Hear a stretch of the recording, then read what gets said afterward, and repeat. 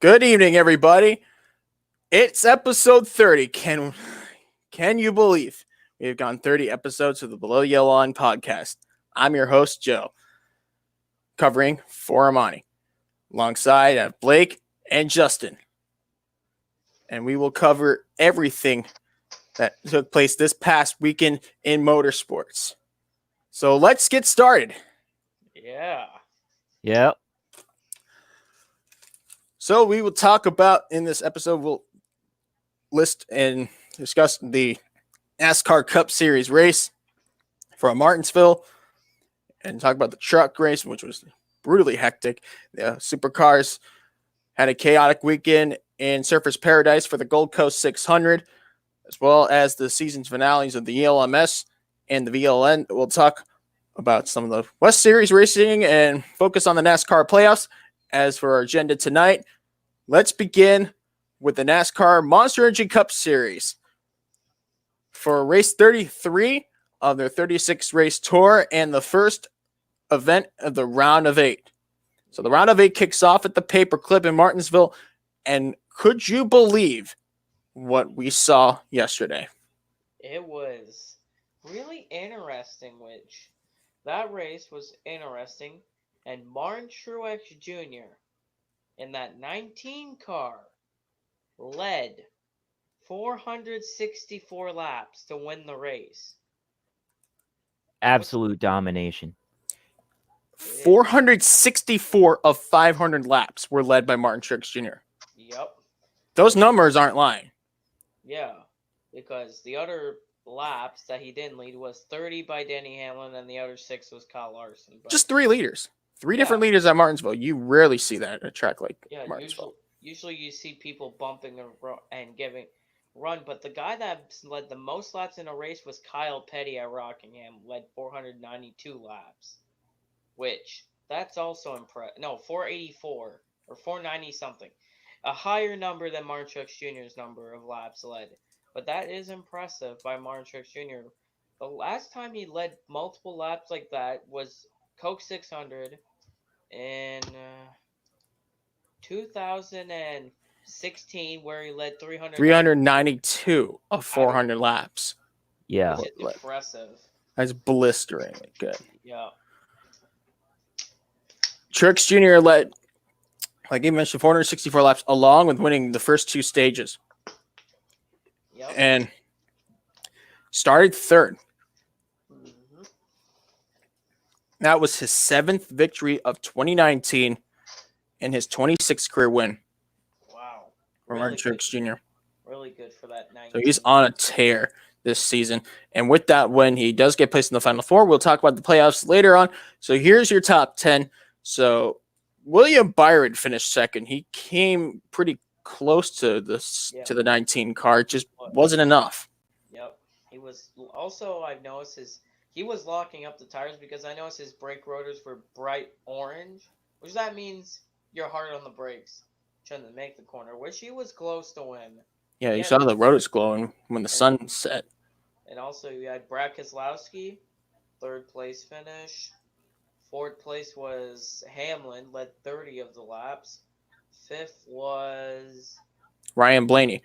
Yeah. Now, Ryan Blaney started 6th in the race, and he was pretty solid, but quiet. You usually see more electrifying performances at Martinsville by Ryan Blaney. This wasn't one of them, but he did manage to get the top 5.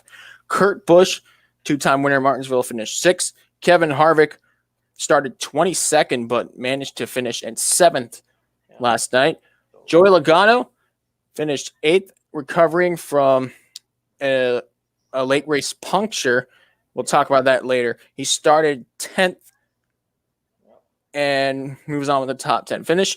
9th place, Kyle Larson was the 3rd of 3 drivers to lead in the entire race. He led 6 laps, started 14th, managed the top 10 finish, and Ryan Newman finished in 10th, the 2012 winner. And I wrote down some notables.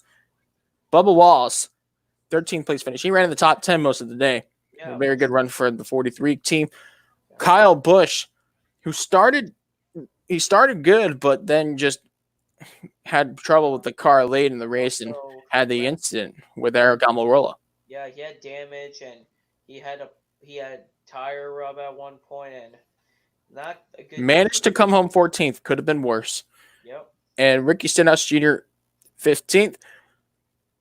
Clint Boyer finished 35th. He retired after blowing tire, which pretty much ruined his race car.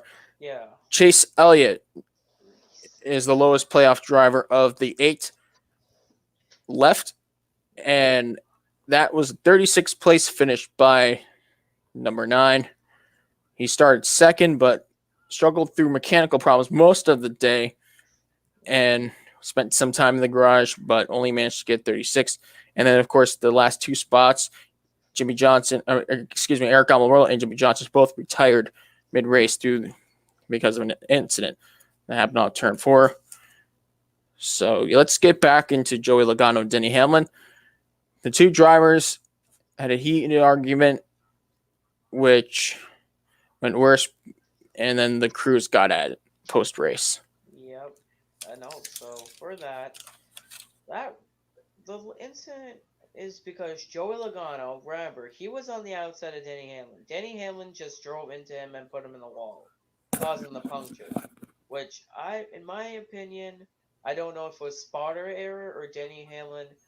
I didn't know if he thought it was clear, or I thought the spotter didn't do a good job, or he just thought that the car was not there on the outside, so he thought he could go up the truck and he squeezed them into the wall. I don't know if it was that or not, because I really don't know why. Honestly, I feel like they just were heated, and the crews overreacted. To be honest, I feel like there wasn't a need for that fight, but it's one thing Logano shoved Danny Hamlin like that right after. yeah. And Because I guess the crews did the natural thing, defend the driver. like Joe And Logano was mad. by the way, Put in the wall.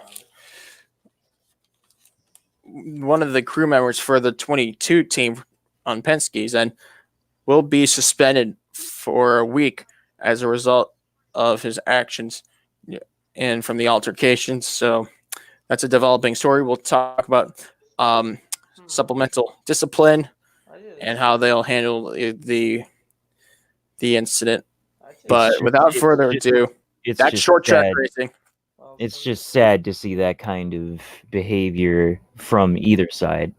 For me, Right. my question: why is Logano's crew member suspended while Denny Hamlin's pit crew, some of them were doing worse things? They even Well, that's because he was the perpetrator. Well, one of Denny Hamlin's crew members broke one of Joe Logano's crew members' glasses. He didn't get fined at all. Like I said, there are probably more discipline. There's going to be more disciplinary actions coming. I hope pretty soon. Like that crew member who got suspended, that took place, or that was announced just a few hours ago. So there's a lot more to talk about on that end. But here's what we do know: the playoffs, the round of 8 kicked off in Martinsville. We have 2 more races left to determine the final 4 seeding. And Martin Truex Jr. with that win, he's clinched into the final 4. And so far, that means Martin Truex Jr. has made 4 Final 4 appearances. 2015, 2017, champion, and 2018, second. So you'll see him again in 2019. Martin Truex Jr.'s win will lock him in the first seed of the Final 4. And Denny Hamlin is plus 24 above the cut line. Kyle Busch is third, plus 17 above the cut line, and Joey Logano is fourth, plus 24 above the cut line. So the drivers below the cut line, which is now 4th place, you have Kevin Harvick minus 14, Ryan Blaney minus 15, Kyle Larson minus 24, and Chase Elliott minus 44. Elliott is going to deal with some adversity. If he wants to make it into the Final 4, he's going to have to win. For most likely, that's going to be the case. I think Chase Elliott will have to win. Yeah, there's 2 more, races to win: Texas and Phoenix to get into the Final 4. Which Texas, he was close. Yeah, I think it was definitely Yeah, close one, but there's still work to be done. yeah, there is. We will talk about Texas later on in the podcast, but as we're still in the conversation about Martinsville, Blake, how important is it to master the short track? To master the short track, oh boy. Oh yeah. To master a short track is very important. It's very much more about the racing line on a short track than it is on a bigger track, and it's about there's gonna be some roughhousing going on a short track, a It's lot gonna be more than fun. on a big track. We'll see a major difference when we come to Texas next week. So that will be where we head to when we talk about the race previews. We'll head to Texas, which will be the last 500-mile race of the year. So without further ado, let's move on to the Gander Outdoors Truck Series for the Martinsville 200, which was race 21 of 23, and for the round of 6, race 2 of 3. So the round of 6 hit the middle. We had Talladega, the big track, and then we had Martinsville, and then of course we have ISM. Yep. So ISM will be the next race, but for now, Martinsville was hectic. Okay, Todd Gillen, I don't know what you're doing there, Justin. Well, about Todd Gilliland. Todd Gilliland getting his first win, really, really good.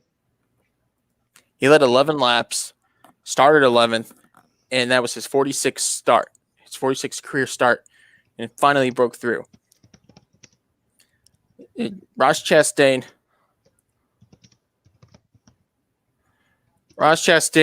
is the highest playoff driver, and he finished second, leading 68 laps, started 12th.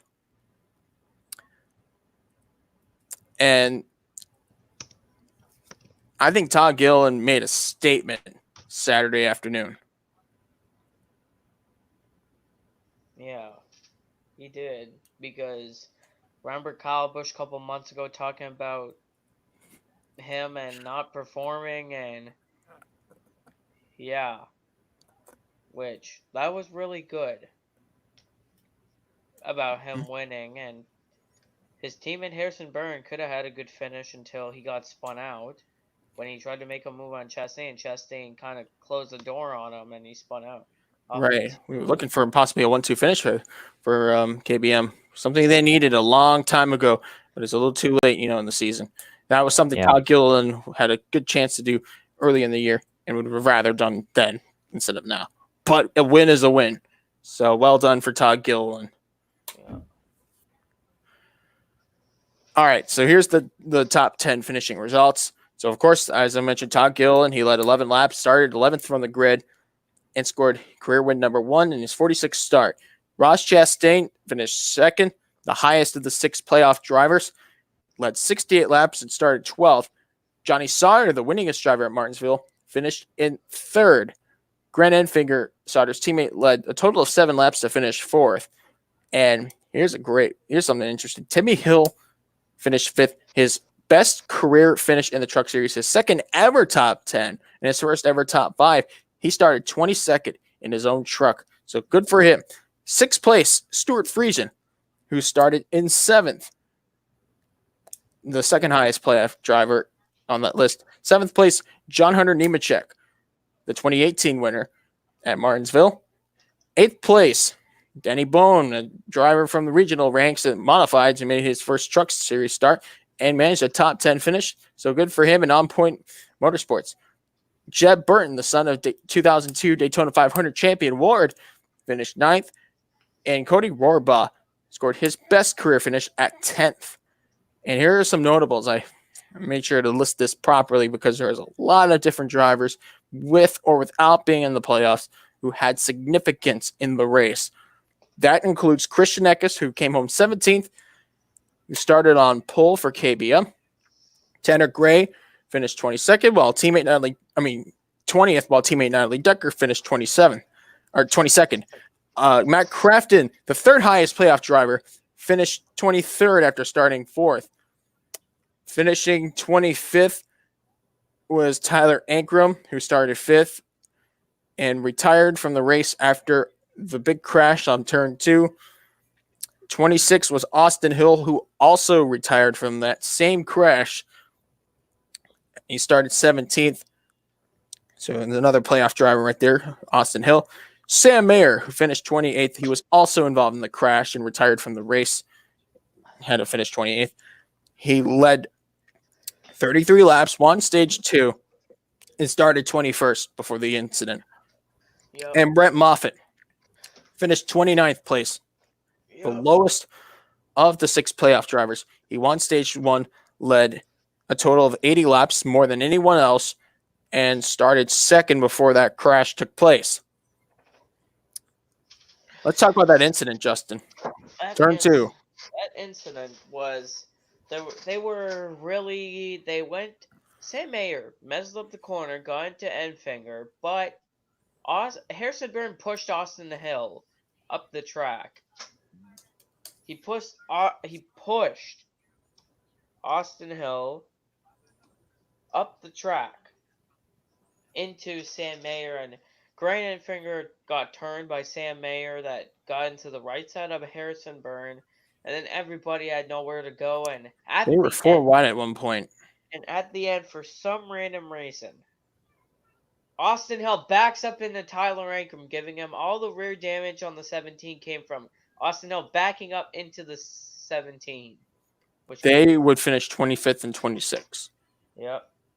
Which they tried to meet minimum speed. NASCAR told you you're not meeting minimum speed, and they had to go to the garage because they didn't meet minimum speed. And with NASCAR's rule, whether you like it or not, I'm not the biggest fan of it, but rules are rules, and they could not return to the race.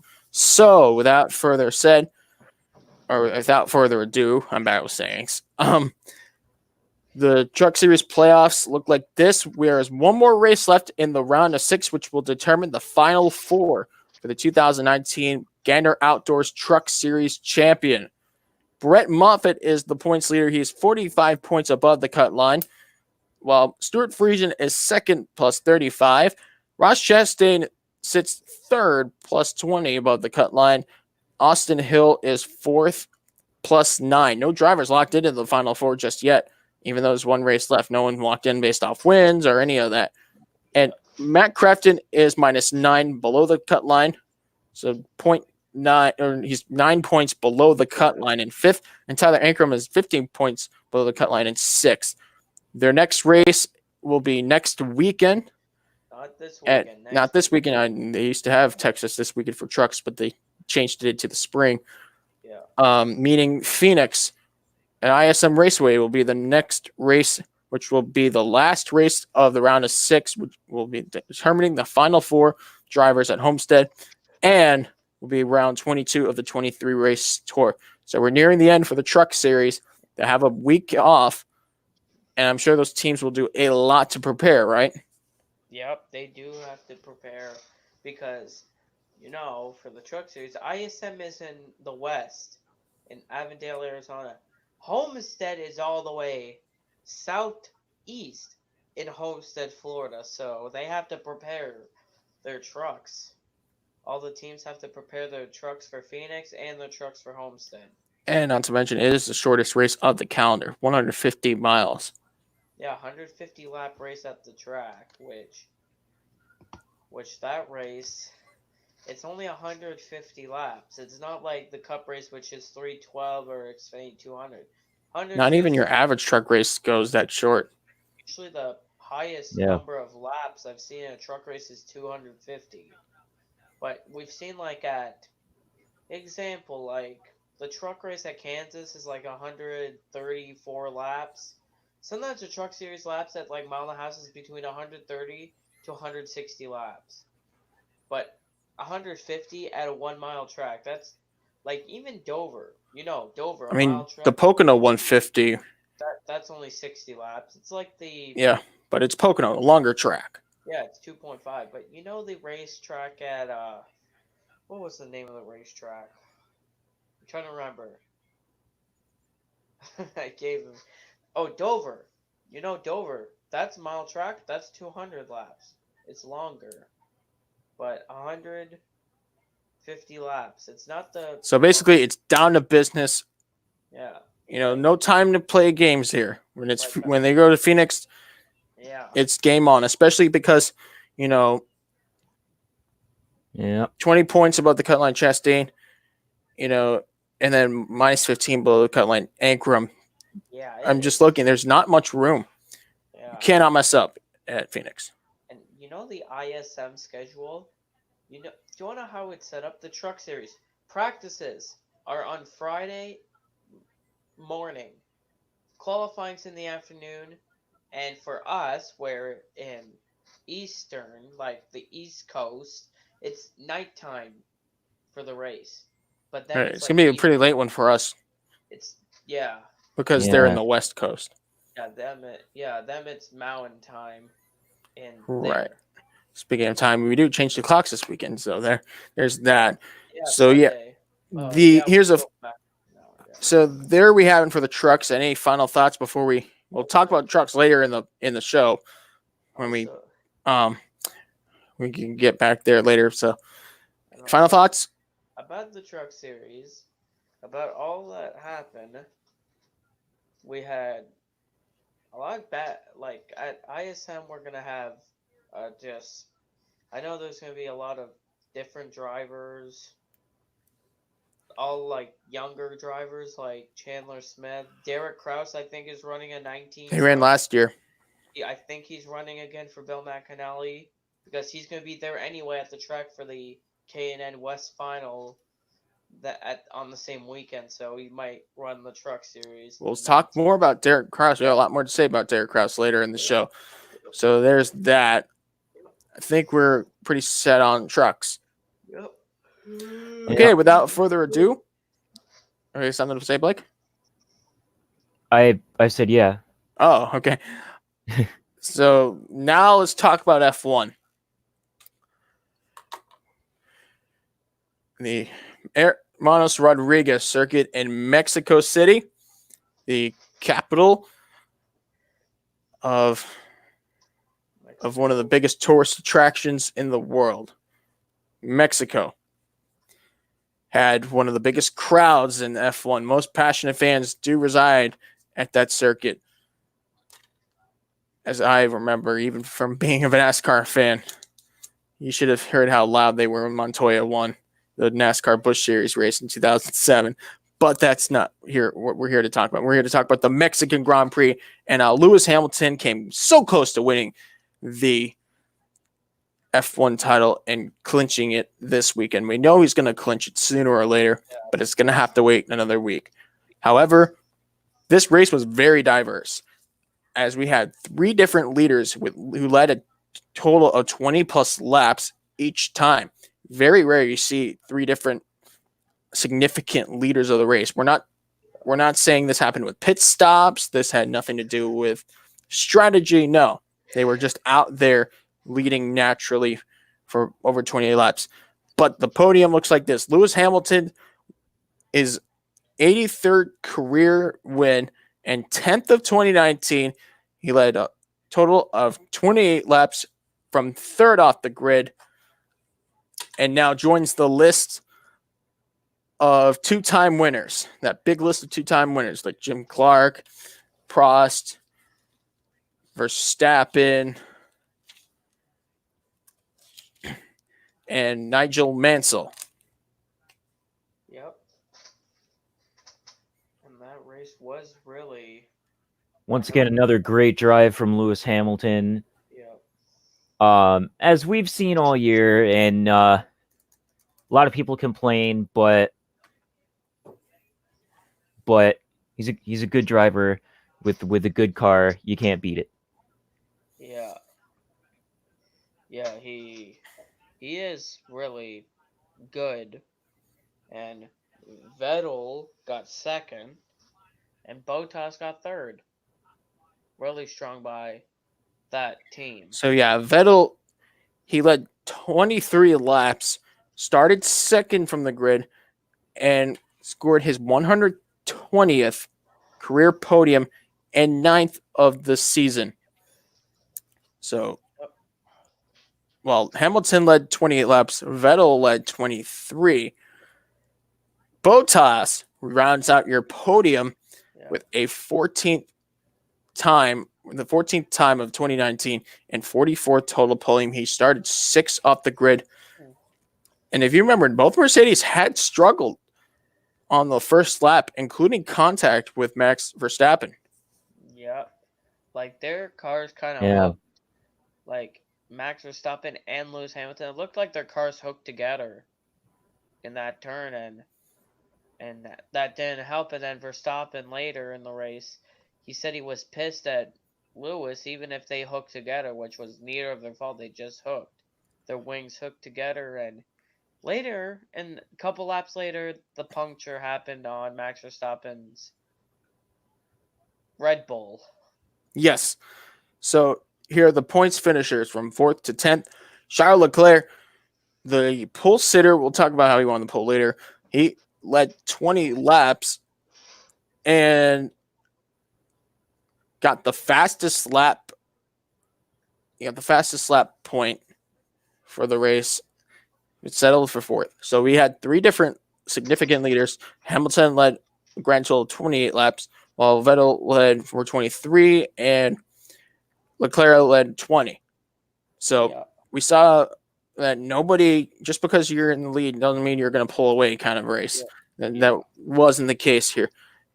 They were much more closer. Yeah, we had three significant leaders in the race.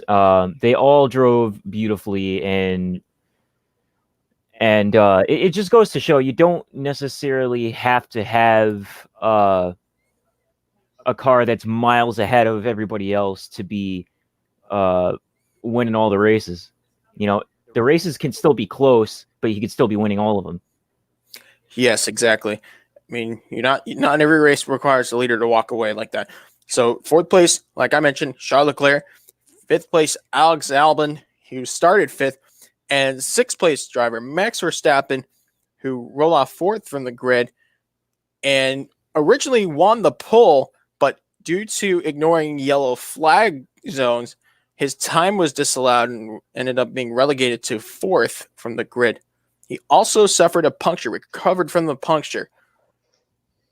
That was really good to come back from an unscheduled stop early in the race to finish 6th and score some points. Yeah. 7th place, Sergio Perez, the hometown boy from Mexico. Yeah. And Perez started 11th in his racing point. Daniel Ricciardo finished 8th after starting 13th. And Pierre Gasly and Nico Hulkenberg round out the points-paying positions. Yep. So nice to see both Renaults getting points after the controversy and penalties from Japan when they got excluded from the race results. So there you have it. Now here's the rest of the field, the guys who unfortunately did not get the points that they hoped for. Danny Kvyat started 9th. He finished 11th. Lance Stroll, 12th. Carlos Sainz Jr., 13th. Good start for McLaren, but they ended pretty bad, to say the least. We do see them improving in qualifying, though. I'll give McLaren some credit on that. But this race was not meant to be. Antonio Giovinazzi, 14th. Kevin Magnussen, George Russell. Let's talk about George Russell for a moment. He qualified 10th. That's his career best qualifying run. However, didn't have enough car to finish there. He had to manage a 16th place finish. Roman Grosjean finished 17th, started an abysmal 18th. Robert Kubica started last, finished 18th. And the 2 drivers that retired from the race is Kimi Räikkönen, who started 14th, and Lando Norris, who started 8th. Wait, are you sure he qualified 10th? That's what Racing Reference said. Right, it's actually 19 because I put those on the F1 websites. It says he started 19 next to Oh. Woodbit. 10th place starter was actually, I posted it yesterday. Let me just check who started actually. Yeah, excuse my errors. Yeah, so 19th was it Williams was last. All right, so there you have it. The next race will be this weekend at Circuit of the Americas in Austin, Texas for the U.S. Grand Prix, which will be round 19 of the 21 race tour. Okay, the guy in 10th was actually Pierre Gasly. It was Gasly. Okay, so the championship standings is still alive, even though they're 74 points apart and is almost virtually unrealistic. Bottas is still mathematically in the championship hunt, minus 74 points from Lewis Hamilton. Apparently, all Lewis Hamilton needs is to score 4 points farther than Bottas. Yeah, he has to at least have 78 to clinch. Yeah, but he just needs to get 4 points ahead. Yeah. Which I think it might be an easy thing to do at this point. We'll see it sooner or later. Yeah. I'd be very surprised if Hamilton doesn't clinch it. Coda, they're going to have something very bad to happen. But other than that, we'll talk about Coda later on. The odds of Lewis winning the championship are far greater than Bottas. Yeah. So here's the World Constructors standings. Mercedes still leads. Of course, they already clinched the Constructors Championship in Japan. Yep. Ferrari is second with 466 points, while Red Bull Racing is third with 341 points. So it looks like Ferrari might clinch second as well pretty soon. Yep. McLaren has 111 points in fourth, while Renault is with 73. Scuderia Toro Rosso and Racing Point BWT Mercedes are tied with 64 points each for 6th and 7th. So battle for 6th in the Constructors Championship is very, very competitive. It's going to be high until the end, especially since they're tied heading into Austin this weekend. And then, of course, Alfa Romeo Racing has 35 points, while Haas, F1 team with 28 points, came out with another 9 points finish. And Williams Mercedes still has the 1 point from Germany. So, yeah, we'll get back into F1 later. And let's go to the land down under. Supercars. Ooh. For the Gold Coast 600, this was the second round in the PureTech Enduro Cup for week 13 of the 15-week season and rounds 26 and 27 of 32. We'll break it down into 2 parts here. Let's talk about race 1, and then we'll get into race 2. Let's start with race 1. So Jamie Whincup and Craig Lowndes took the win. I predicted Mark Winterbottom was going to win race 1. Don't know why. So yeah, Whincup and Lowndes led 83 laps, while Shane Van Gisbergen and Garth Tander finished second after leading 17 laps. Scott McLaughlin and Alex Premott finished third. And fourth place was Cameron Waters and Michael Crusoe. Fifth place was Warren Luff and Scott Pye. Sixth place was Lee Holsworth, Thomas Randall. Seventh place was the Davison brothers, Will and Alex Davison. Eighth place was Tim Slade and Ashley Walsh. Ninth place was Fabian Coulthard and Tony D'Alberto. And 10th place was Rick Kelly and Dale Wood. Now, after qualifying, or actually during qualifying,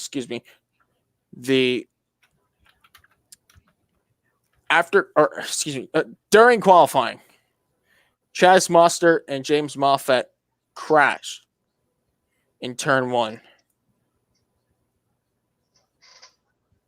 So let's talk about the crash because they unfortunately needed to withdraw from the race weekend. How frustrating is that? It is. It is really frustrating. Yeah, I mean, the last thing you want to do as a team is to withdraw the car. Yeah, I think if you withdraw the car, I mean, it's just something you hate to see, especially before the race weekend even starts. But they only come with one chassis in supercars, so you better preserve it well, or it's game over. So there you have it, race 1. Race 2. Let's talk about race 2. Ooh, Race that. 2 had some drama on its own before the race even started, Yeah. when Scott McLaughlin and Alex Prema had to withdraw after a pretty scary crash in qualifying when their Mustang turned over. Yeah, they clipped the wall on one side, clipped the curb on the other side. They just clipped the wall. It ricocheted and landed his car on his side. Whew. And his car was heavily destroyed. Which resulted in them withdrawing from the cars. It was irreparable. So, unlike race 1, race 2, we had the top 2 reversed, while Shane Van Gisbergen and Garth Tander piloted their Holden to victory after leading 74 laps. Jamie Whincup and Craig Lowndes led 16 laps to finish second. David Reynolds and Luke Yulden third, making it an all Holden podium. Fourth place was Cameron Waters, Michael Caruso. They led 11 laps. Lee Holdsworth, Thomas Randall. They were 6th. Will and Alex Davison finished 7th. Anton D. Pasquale and Will Brown 8th. James Courtney and Jack Perkins 9th. Nick Percat and Tim Blanchard finished 10th. And, of course, like I mentioned in race 1, Mostert, Moffat did not race in both races, while McLaughlin and Prema ran race 1. They did not run race 2. Yeah. However, this had zero effect on their championship on his championship hopes, because McLaughlin has a 463 point lead over Van Gisbergen, 769 points over Jamie Whincup, 880 points over Fabian Coulthard, and 963 points over David Reynolds. Also, They're really way too far ahead for anything to touch him at this point. you wanna know what's weird? I heard that. Do you wanna know what some people said about that? About the race? Some McLaughlin fans said, "Oh, Coulthard and Tony D'Alberto should have got out of the car and you let Fremont and McLaughlin race." I'm like, that's not how it works. You don't let you're not gonna get your teammate out of the car and you race his car. Doesn't work that way. Yeah, like, Sadly, it doesn't, but that's another discussion. yep. Also, in the team's championship, TJR Team Penske, despite the penalty after the controversial Bathurst 1000, they still lead with 5,634 points claimed. Chevrolet Race Engineering has 5,502 points claimed, while Tickford Racing has 4,473 points. They are sitting in third. Fourth place is Tickford Racing /23 Red with 4,375 points. And fifth place is Erebus Motorsport, that Holden team. They have 4,271 points. So the guys in the supercars will have a weekend off this coming weekend. But next weekend, they are back for week 14 of 15 at the Sandown 500, which will be round 3 of the final 3 rounds, the final round of the 3-round Pertec Endurance Cup. And this will be races 28, 29, and 30 of 32. We'll get 3 races in the Sandown 500 coming next week. We'll talk about them more in the podcast a week from now. So, yeah, it's game on for those guys. They're going to get a lot of seat time, and I'm telling you, the exhaustion will be real, because they'll get another week off before returning to Newcastle to wrap up the season. Yep. So without further ado, let's talk about sports car racing in the European Le Mans Series. Blake, you and I watched the start. What happened on lap 1? Lap 1 was, for lack of a better word, a disaster. And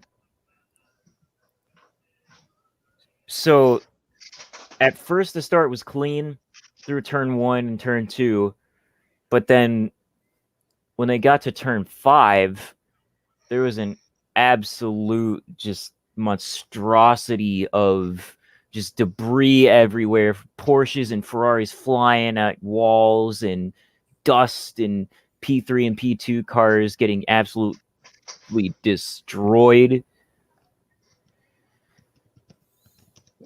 It was an ugly sight on lap 1. There's no way to easily explain what happened because there was just so much going on at one time. That was an ugly scene. I'm glad all the drivers walked away okay, and that incident resulted in a lengthy red flag period. Yes, we were we went red flag for over an hour, I believe. Yeah. Just to clean up the track. To clean up all the debris and dust and all that flew everywhere. And we had only one car involved that completed one more lap, and that was I believe it was the 83 Kessel Racing Ferrari. Yes, they did retire from the race. But they did retire after attempting to complete only one lap. Very unfortunate. But here is the top 5 results for each class. For the LMP2 class, remember, this was round 6 of 6, the final race of the 2019 European Le Mans season. The number 28 IDEX Sport won the race and clinched the LMP2 championship. We'll talk about that later on. Second place was the number 22 United Autosports, while third place was the number 39 Graf. Fourth place was number 32 United Autosports. So good run for them. They get 2 cars in the top 5. Fifth place was the Algom Pro Racing, number 25. So that was 5th place in LMP2. Now here's the top 5 finishers in LMP3. We had the number 6 360 Racing win that class, while the number 13 Inter-Europol competition finished second in the race and second in points. Third place was the number 2 United Autosport, while 14th was the number 17 Ultimate, and 5th place was the number 8 Nielsen Racing. Here's the LMGTE results. I listed everyone down because there's only 7 in the class. So first place was the number 56 Lunatic Racing Ferrari. Second place was the number 60 Kessel Racing Ferrari. Third place was number 55 Spirit of Race Ferrari. Fourth place was JMW Motorsport Ferrari number 66. And fifth place was the number 83 Kessel Racing Ferrari. Sixth place was the number 77 Dempsey Proton Racing Porsche, while seventh place was the number 88 Proton Competition Porsche. And as you mentioned, Blake, those last 3 spots all retired from the race due to that ugly crash on lap 1. Yes, that was an absolute nightmare. It's hard to pick out who started it, what exactly happened, because it was such a mess. There's really not too much to say about it.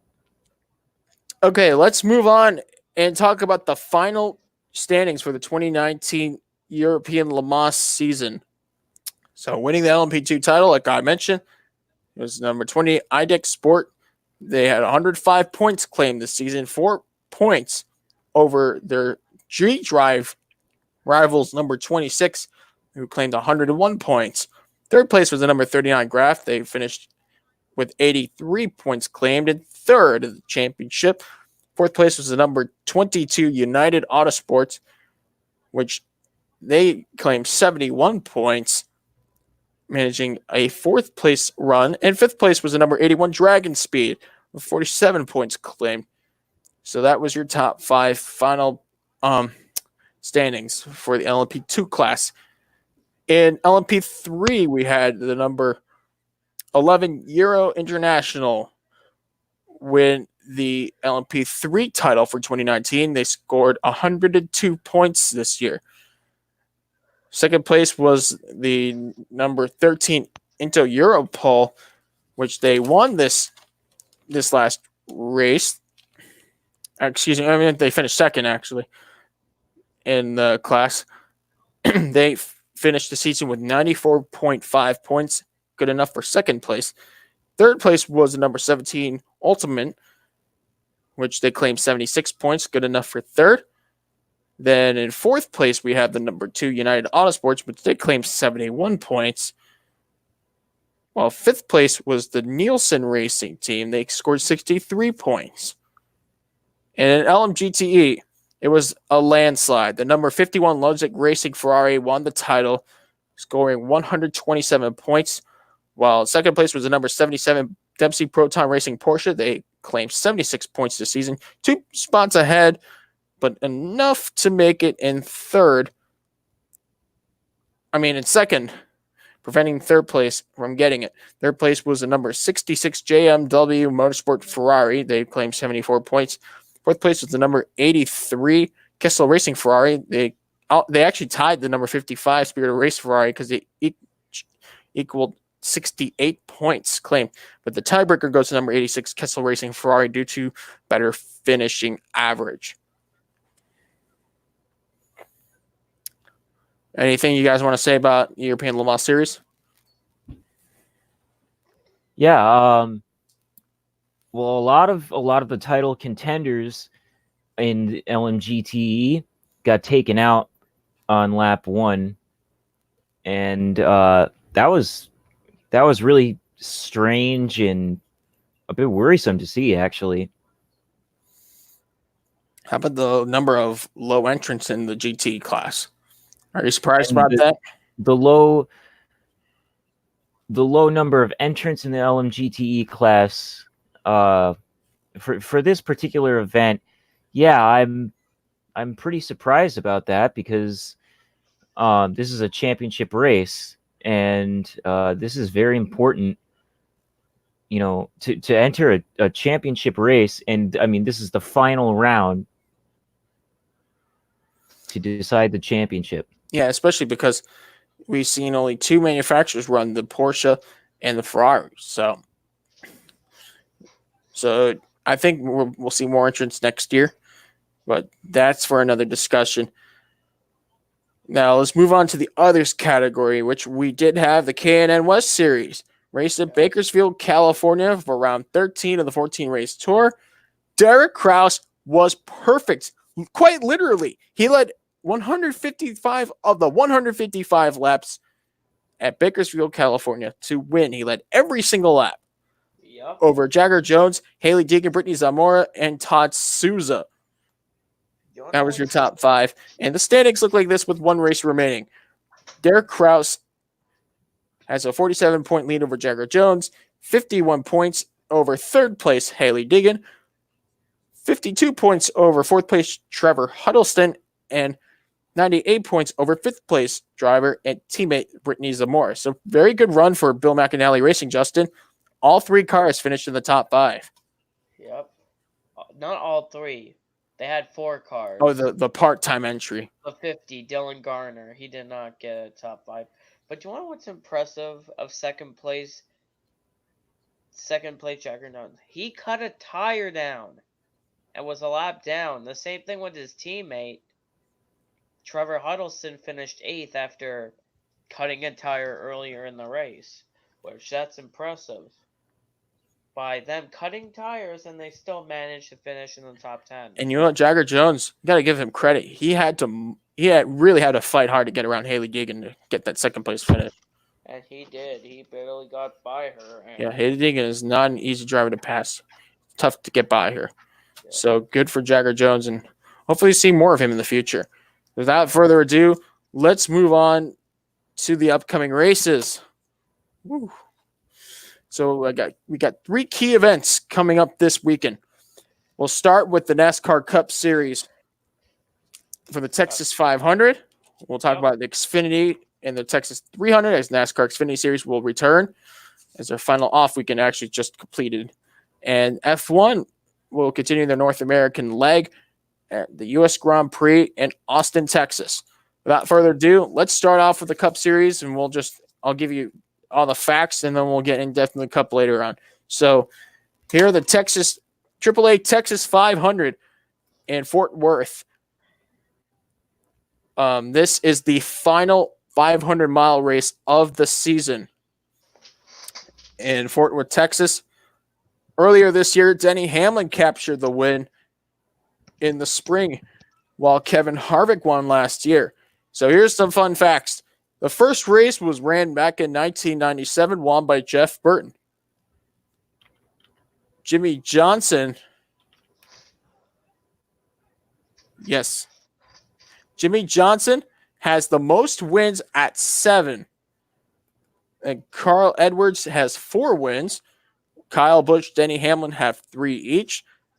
While Greg Biffle, Jeff Burton, Kevin Harvick, Matt Kenseth, and Tony Stewart each have 2 wins. For the fall race, the most team victories go to Hendrick Motorsports with 5, Stewart Haas Racing with 3, Roush Fenway Racing with 2, and the most make wins here in the fall, Chevy leads that with 7, while Ford has 4 victories, Toyota with 2, and Dodge with 1. So let's talk about the Texas 500 a little bit, or maybe should we just go into the next races when we'll give our predictions? Like about Texas. Let's talk about Texas. Like about the track, it's 1.5 mile. It's not like it's like basically a Charlotte or Atlanta. It's But it's not a super short track, but it is a short track. Like the problem, like Texas is like it's not like paved like Charlotte. There's no pavement, so it's a newer paved surface. You do realize, like, Charlotte, it's been a while since they paved it. Atlanta, that's way older pavement. And Texas, they did the remember, they reconfigured the track in 2017 before the spring race. Which, with that spring race, the problem about Texas now, you have one groove to work with, the bottom. The Highland has no grip up there. And we've seen interesting finishes at Texas. Last year, Kevin Harvick held off Ryan Blaney. 2017, he battled and catch Martin Truex Jr. late in the race to make the move to win the race.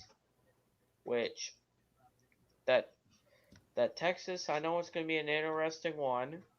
It's been a while since we've seen this package at Texas.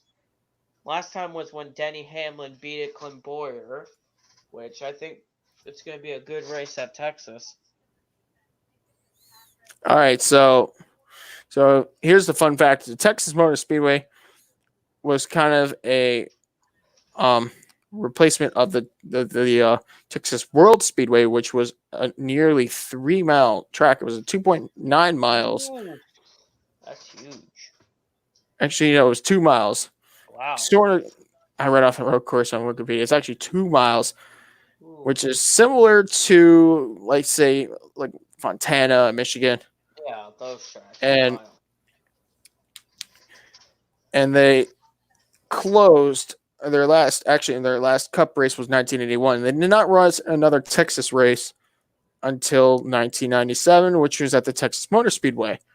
Yeah. And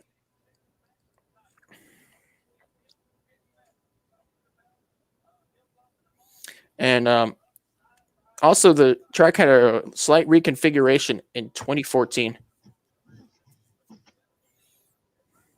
What was the reconfiguration? Because I don't remember 2014's reconfiguration. I mean 2017. Yeah, where the track was the the banking is steeper was one of the things, and the apron is a little the banking is a little bit like more degrees than before. It was 20 degrees, now it's 24. And we got to talk about the dirty air. It's Oh, a that's problem at Texas. like you see, like if you get up a little bit too high out of the groove, you're up in the marbles on the high lane. And that can ruin your race car, Ooh, we believe it or seen not. Oh yeah. Like I mean, that's one of those things that most people, even racing fans, a lot of times don't think about. That's one of like those factors that are it's like a second thought. But it can really pose a danger to damaging your. I mean, you can damage your race car very badly with that. Yep. Also about Texas, I remember the first race, which was the spring race 2017. That race, I remember Denny Hamlin running behind Harvick. Denny Hamlin got loose up in the marbles and lost like 5 spots. That's what happens when you get loose and you move up the track. There's no grip up there. There's only grip on the bottom lane, which that's why the bottom lane is preferred on the restarts because Yeah. the high lane is not going to work for you in the corner. Well, yeah.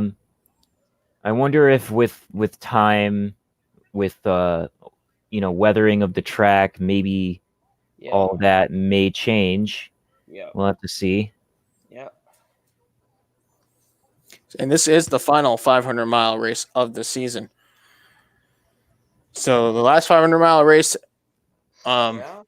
last time we had a 500-mile race was Talladega. So it was like Which 2 races ago. yeah, which was crazy. Yeah. So there's you got to plan your pit stops accordingly, and strategy is super important. And also remember, tires do wear out quite a bit at Texas because you have to slow down for the corner, and also you can't go too fast like with the mile and a half package. You can't like run over someone because you do know you get a massive run. If you're in the draft, someone off the corner, you get a massive run, which you do not want to wreck someone. So you have to make sure you don't rear end someone. So you just want to really run good at the track and without making any mistakes. Absolutely. Don't run over other cars. Keep your nose clean. Yep. That sort of thing. Let me check. Aerodynamics will be super important. Yeah. So without further ado, we'll get into predictions later because we'll have our special playoff edition of predictions for the Cup Series. So let's transition on to the NASCAR Xfinity Series. They're a week off at Martinsville. They are back Texas for race 31 of 33. And for their playoffs, it's the round of 8. There's for round of 8, race 2 of 3. Last year, this year's race was won by Kyle Busch, while Cole Custer took the checkered flag last year. And the first race was back in 1997, won by Mark Martin. Kyle Busch leads the number of wins category at TMS. He has 9 victories, while Kevin Harvick has 5 wins. Eric Jones and Mark Martin tie with 3 wins each. Carl Edwards, Matt Kenseth, and Brad Keselowski each have 2 wins. For the most team wins in the fall, Richard Childress Racing and Joe Gibbs Racing are tied with 4 wins each. And Roush and Joe Gibbs Racing have 2 wins each. So there you have it. Yeah.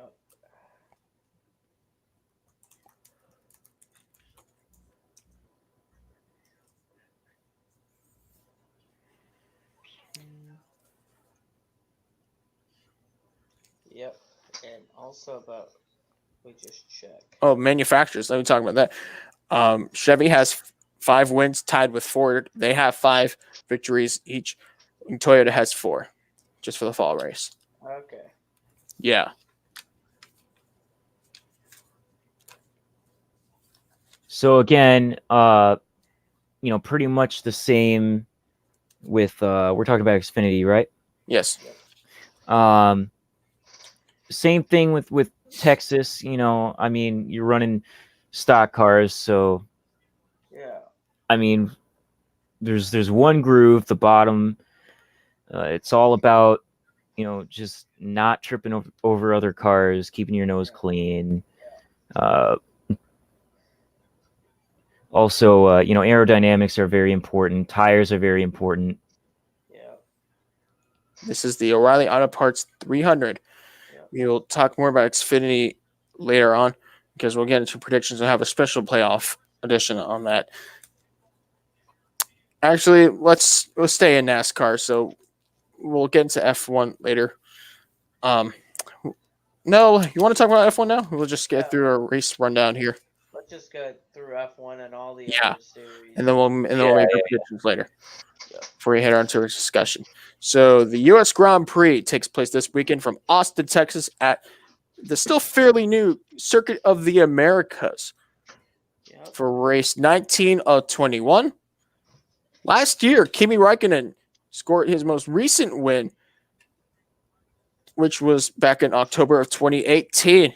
The first race for the U.S. Grand Prix, I'm only reading off the F1 World Championship stats. So the first race of the U.S. Grand Prix was won by Bruce McLaren in 1959. And for most wins, that goes to Lewis Hamilton with 6.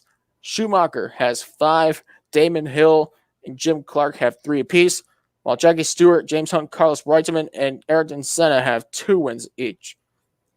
Most constructor victories, Ferrari has 10, while Lotus and McLaren have 8 wins each. Mercedes with 4 wins, BRM with 3, and Tyrrell has 2.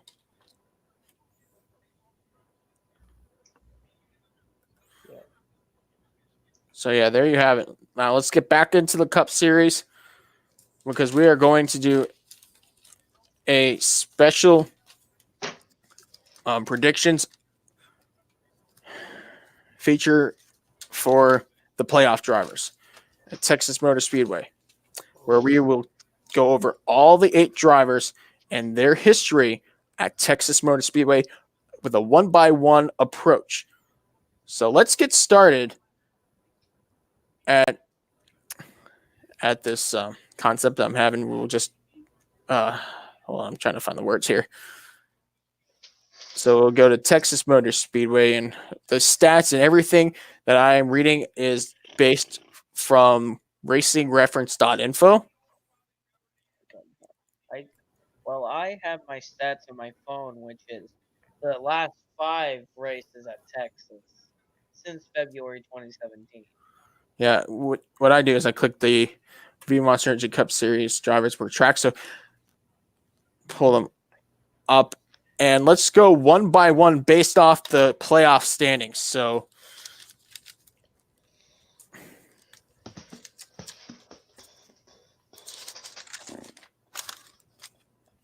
okay, let's start with Martin Truex Jr. Yes, he's locked into the Final Four, but he's still in the playoff. Yeah. In the playoffs, so we'll include him with this. Yeah. So Martin Truex Jr. made his first start at Texas Motor Speedway in 2005, driving the number 1 Bass Pro Shops Chevrolet for Teresa Earnhardt as a part-time Busch Series driver who actually would win his second of 2 championships in 2005. He would win in 2004, 2005 before making his rookie campaign in the Cup Series in 2006. Martin Truex Jr. finished 15th that race. In 2006, he finished 8th and 14th. While 2007 saw improvements, while he finished a respectable 7th, came back to finish 3rd after winning the pole in the 2007 Dickies 500. In fall of 07, he finished 3rd. 2008 was a misery for Martin Truex Jr. as he finished 36th after starting 12th, but improved his stats at Texas Motor Speedway with an 8th place finish in the fall. He started second off the grid next to Clint Boyer. While 2009 was disastrous at Texas, he finished 25th and 14th in both of those races. 2010, his first Texas race at Texas for Michael Waltrip Racing, finished 9th, and then he would crash out in the next two races from 2010 and 2011 with 38th and 35th. Followed by an 8th place finish and a 6th place finish. Martin Truex Jr. would finish 13th, and Truex won his second pole at the track in 2012 for round 7 of the 2012 NASCAR Sprint Cup Series. A 6th place and a 13th place finish would soon follow for both races that year. In 2013, however, he finished second after starting 5th. A very good run for the number 56 Napa Auto Parts Toyota for Michael Waltrip Racing. However, he came back and finished 14th. Let's talk about 2014. MTJ finished 14th and 18th. He finished 18th and 19th. But in 2015, improved his stats with a 9th place finish. And then he finished 8th in 2015 for the second race. In 2016, he finished 3rd for round 7 and round 34, a 3rd place finish in the rain shortened Texas 500. 2017, he would manage an 8th place finish. While in 2017, Truex Jr. led 107 laps to finish second to Kevin Harvick. Truex had an abysmal race in 2018 in the spring while he was involved in the big one of turn 3. No, he was not. He actually blew a tire earlier at lap 60. Thanks for correcting me there, Justin. Yeah, he blew a left front. Yeah. I thought he was Trevor Bayne for a moment. No, that was another wreck. Then Truex Jr. would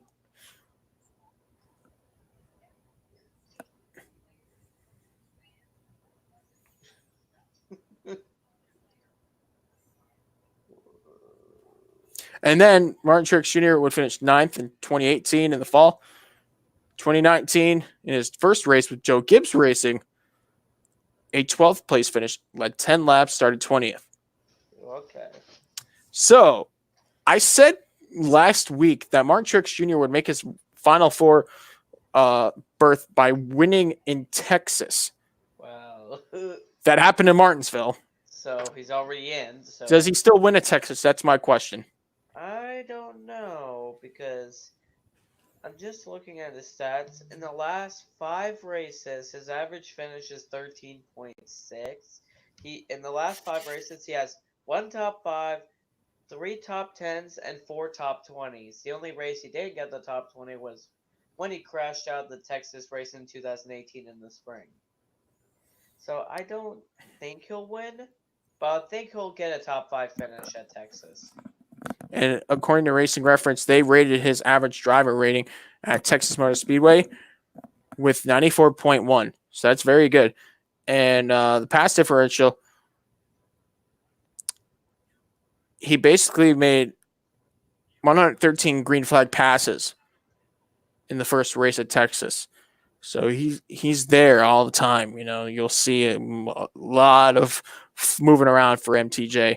He's a very versatile driver. When he needs to do that, he will.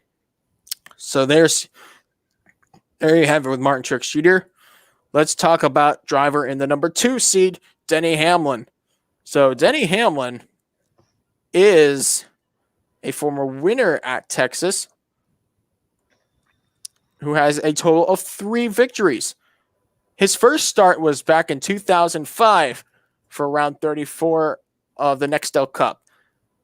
Basically getting set for his 2006 rookie campaign, similar to Martin Truex Jr. In fact, Truex and Hamlin are both 2006 rookies. Hamlin would actually win the Rookie of the Year in a very competitive rookie class. Denny would actually finish 7th in his first start, driving the number 11 FedEx Kinko Chevrolet for Joe Gibbs Racing. But in his second start at Texas in round 7 of the 2006 Nextel Cup Series, he would lead 41 laps to finish 4th after starting 8th. Hamlin's numbers are very impressive. In his first 5 races, it's his first 4 races, he would finish 7th, 4th, and then a 10th in 2006 after starting 6th, and then a 9th in the first race of 2007. But he did qualify 7th. Fortunately, he finished 10 laps down in 29. 2008 would be a turnaround season for Denny Hamlin at Texas, only just for the first race. He finished 5th, but then would have to struggle for 2 finishes outside the top 10 in 2008 and 2009 before having this impressive string in 2009 when he finished 2nd to Kurt Busch in a fuel mileage finish in the fall race back in 2009. Yeah. All right, so let's talk about his wins. Denny Hamlin would score his first of 3 victories at Texas in 2010. It was the Samsung Mobile 500, a race that was ran on a Monday. I do remember that race because there was a pretty serious crash that happened on the front stretch. Oh yeah, that one. That took out the likes of Jeff Gordon, Tony Stewart, Carl Edwards, Juan Pablo Montoya, Paul Menard, Clint Boyer, David Rudiman, Brian Vickers. And Jamie McMurray. So I think that opened the door for Hamlin because Jeff Gordon led 124 laps, while McMurray led 10 laps, and Tony Stewart led 74 laps, while a guy like Juan Montoya led 2 laps. So basically everybody that had some significance in the race was gone. Yeah. And yeah. And just a quick little thing. That is, motorsports does that at times. Everything can just vanish. I'm sorry if that ended up being really loud. No, you made the right point. But no, I mean I accidentally hit my headset, and I'm sorry if that came across loud. But anyways, my point is, yeah, in motorsports, NASCAR, IndyCar, whatever, everything, I mean, somebody who has such an experience at an event where they've won it so many times, that one time they can get taken out, and so it opens the door for somebody else. Absolutely. And we saw that go into effect in the 2010 Texas 500, the Samsung Mobile 500. Denny Hamlin only led 12 laps, mind you. He started 29. Jimmy Johnson, who would end up winning how many times? 9 times at Texas? Yes. Something. Johnson led 39 laps and finished 2nd, while Kyle Busch finished 3rd over teammate Kurt Busch. Kurt then drove for Penske. Kurt Busch led 2 laps. Joseph, you said Kyle Busch finished ahead of his teammate Kurt Busch. Oh, whoops, I'm a brother. Yeah. I was going to say teammate. Yeah, Kurt Busch finished 4th. He led 2 laps back when Kurt drove for Penske. Kurt did win for Roger Penske in 2009, but he's not one of the chase drivers, so we can't really focus on him. Yeah. Just looking further in the race, Dale Jr. led 46 laps. Greg Biffle led 13. Jeff Burton led 10 laps. There was no clear dominant car that race. Yep. And that's one thing I learned with Denny Hamlin. He does not have to win in dominating fashion to get a win. He'll still run the top 5, but he doesn't need to lead all the laps. So let's talk about win number 2 for Denny Hamlin at Texas. This was also in 2010, the AAA Texas 500, which is a very grueling race because Denny Hamlin and Jimmy Johnson were neck and neck in the points, which, of course, back then the increments were like within hundreds. Like if you were minus 100 in points, you were close. And Hamlin had a 33-point deficit. Had a 33-point gap ahead of Johnson as a result of this significant win. This was a huge point in the climax of the 2010 NASCAR Sprint Cup Series chase. And it was a statement-making victory because Hamlin started at 30th and led 31 laps. Yeah. Matt Kenseth finished second. He led 2 laps. Then Mark Martin finished third after leading 36 laps. Joey Logano led 30 laps to finish fourth. And Greg Biffle led a blistering 224 laps to finish fifth. Holy crap. That's a lot of laps led. Really a lot of laps led. And of course, if you remember, Jimmy Johnson, championship contender, only led 1 lap and finished 9th. Now remember, back then, you would get 5 bonus points for leading a lap, another 5 bonus points for leading the most laps, and with the championship chase, you get 10 extra bonus points for winning a race. Yep. So that allowed Denny Hamlin to really gain on that championship. Unfortunately, things started to falter, and Jimmy Johnson would snatch the title, which was then his 5th consecutive championship. Jimmy Johnson's first 5 championships were consecutively, by the way. Yep. He would win 6 in 2013 and 7 in 2016, but that's for another discussion. Let's move on to Hamlin's other performances. So we're in 2011, he finished 15th and 20th. Not too good, but the top 10 list streak continued.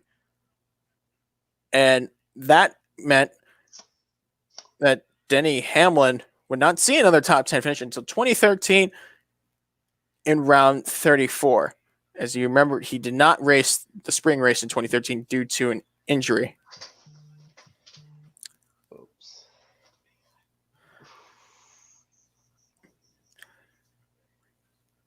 You talk about Denny Hamlin? Yeah, so now we're in 2014. Still struggling at Texas. 13th place, 10th, 11th. Not so Hamlin-like, but Denny did lead 20 laps in 2014, even though he finished 13th. Hamlin would go on to finish 10th, 11th, an abysmal 38th place finish. Numerous laps down in 2015, 12th, and 2016, a 9th, a 25th, and finally things would start turning around for Hamlin just for a brief moment when he got 3rd place after leading 65 laps, followed by a 34th place finish from a crash. And 30th, Denny finally turned around the mediocrity by winning this year at Texas, leading 45 laps and started 6th. Let's talk about this year's race. So Denny Hamlin, he led 45 laps. Clint Boyer would lead 3. Daniel Suarez led 9 laps, finished 3rd. Eric Jones led 30 laps to get 4th place finish. Jimmy Johnson led 60 laps to finish 5th. While Kyle Busch led the most laps, he finished 10th, 66. So Justin, another race where there was no clear dominant driver. Yeah. For some reason, Hamlin performs better at Texas when there's no clear driver. Yeah.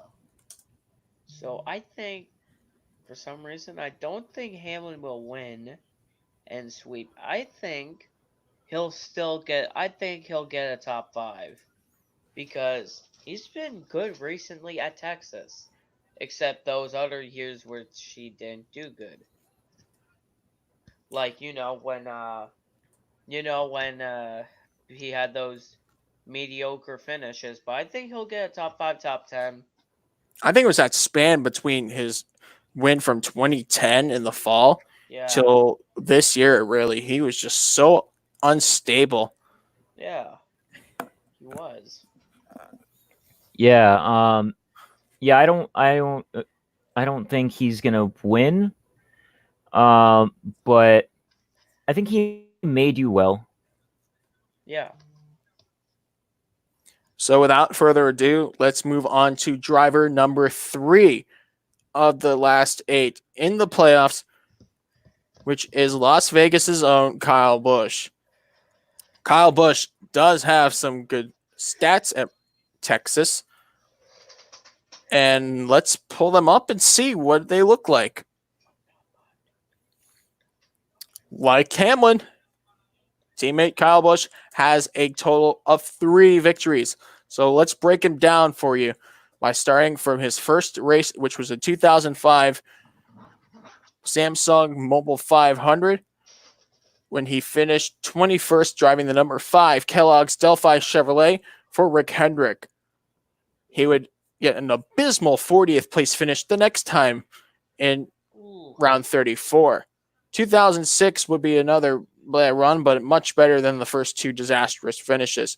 He would come home 15th after starting 26th, but improved to a 4th place finish in round 34 of 2006. So his first top 10 would be a 4th place finish at Texas. 2007 would be abysmal. If you remember the 2007 Texas race, Yep. and Kyle Busch, that was one of his more controversial races. Because Kyle Busch is a very controversial driver and has been through some unpopular moments in his career. This was clearly one of them. After being involved in a wreck off turn 4 and taking the car to the garage, Kyle Busch left the racetrack. He basically stormed out of the facility. And though he finished 34th considered running, guess who the relief driver was? Hendrick wanted someone else to just drive the 5 car around for some points. Guess the name of that driver. Dale Earnhardt Jr. Correct. Because Dale Jr. had an issue.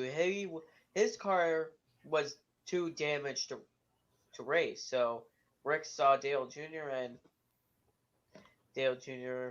drove the 5 laps around the track in the 5, which was interesting. But things would turn around so much better for Kyle Busch the next time he ran in Texas at the Dickies 500. Kyle Busch would actually lead the most laps that day. He would lead 153 laps, start at 17th, and finish 4th, which was a very dominating run, but it just couldn't get the job done. So let's move on to 2008. His first start with Joe Gibbs Racing at Texas was a 3rd place start, a 3rd place finish, and a grand total of 50 laps led. Very good, right? Yeah. And moving on, he would finish 6th in the 2nd race at Texas for the NASCAR Cup Series. In 2009, it wouldn't be too good, but it wouldn't be too bad either. An 18th place finish was mediocre for Kyle Busch standards. And this was a heartbreaking one for Kyle Busch. The Busch brothers, one driver came home happy, one driver came home heartbroken. This was the 2009 Dickies 500. Kyle Busch led 232 laps. And it came down to fuel mileage in the end when his brother Kurt Busch won the race. He led 89 laps, but the fuel game eventually took place. Kyle Busch would actually finish a lap down. There were only 6 cars that finished on the lead lap. The fuel mileage was such a gamble that race. It was awfully close. Kurt Busch would score the win driving for Roger Penske in the Miller Lite Operation Homefront Dodge. He led 89 laps, but it felt like he led 2 laps at the end. You almost forgot how many laps he led earlier in the race, especially with a 500-mile race, because you kind of break it down into little components, you know. It's not a sprint race.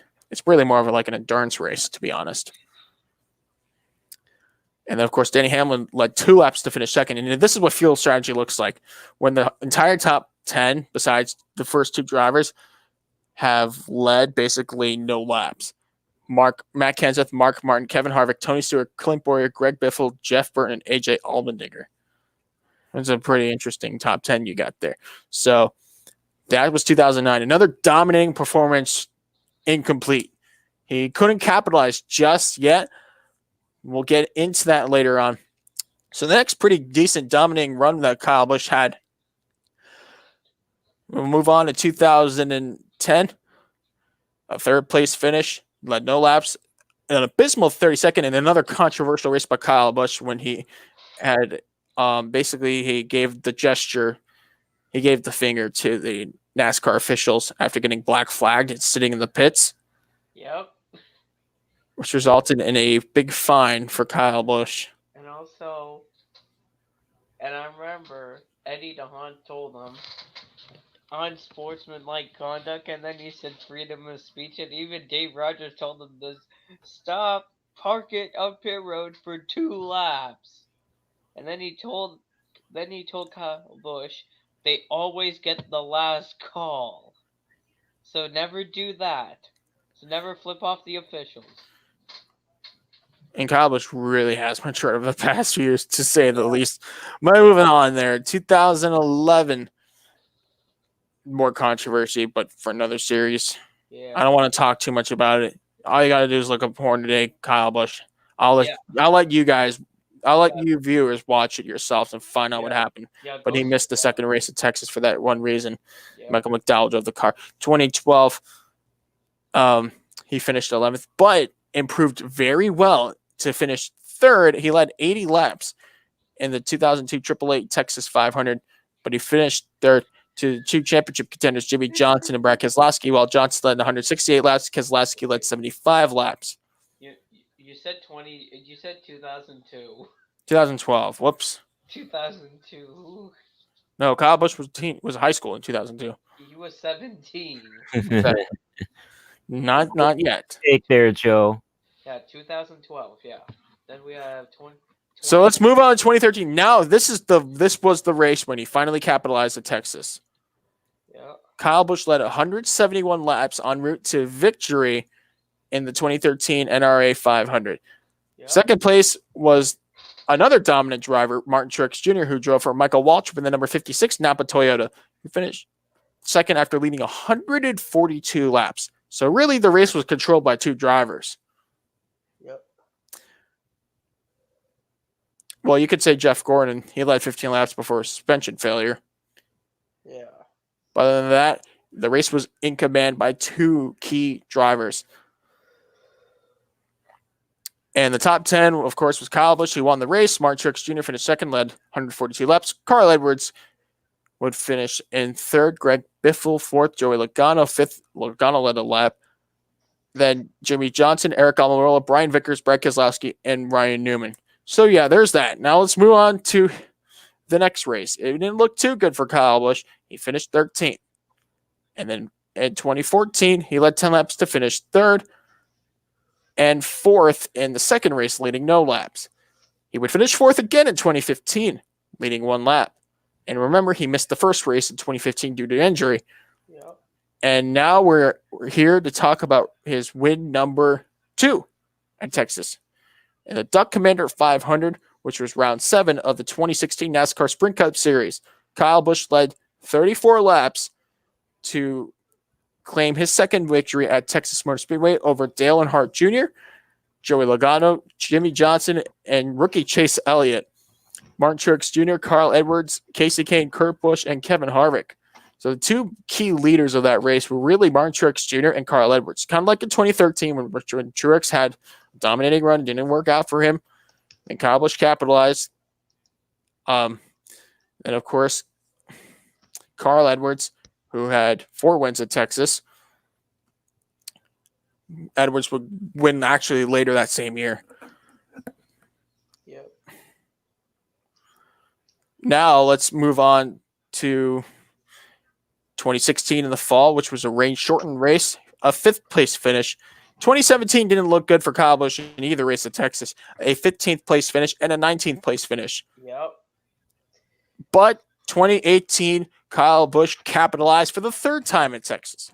He led 116 laps, started 8th, and finished 1st for his 3rd Texas win. So while Busch led 116 laps, Kevin Harvick finished 2nd. He led 87 laps that day to claim 2nd. Jamie McMurray led no laps to finish 3rd. Eric Jones led 64 laps to bring his Joe Gibbs Racing Camry to a 4th place finish. And Ryan Blaney got a 5th place finish there. So finishing 6th, Joey Logano. Kurt Busch finished 7th that day, leading 40 laps. So this wasn't like an extra dominating race. I mean, there were still fairly different leaders here and there.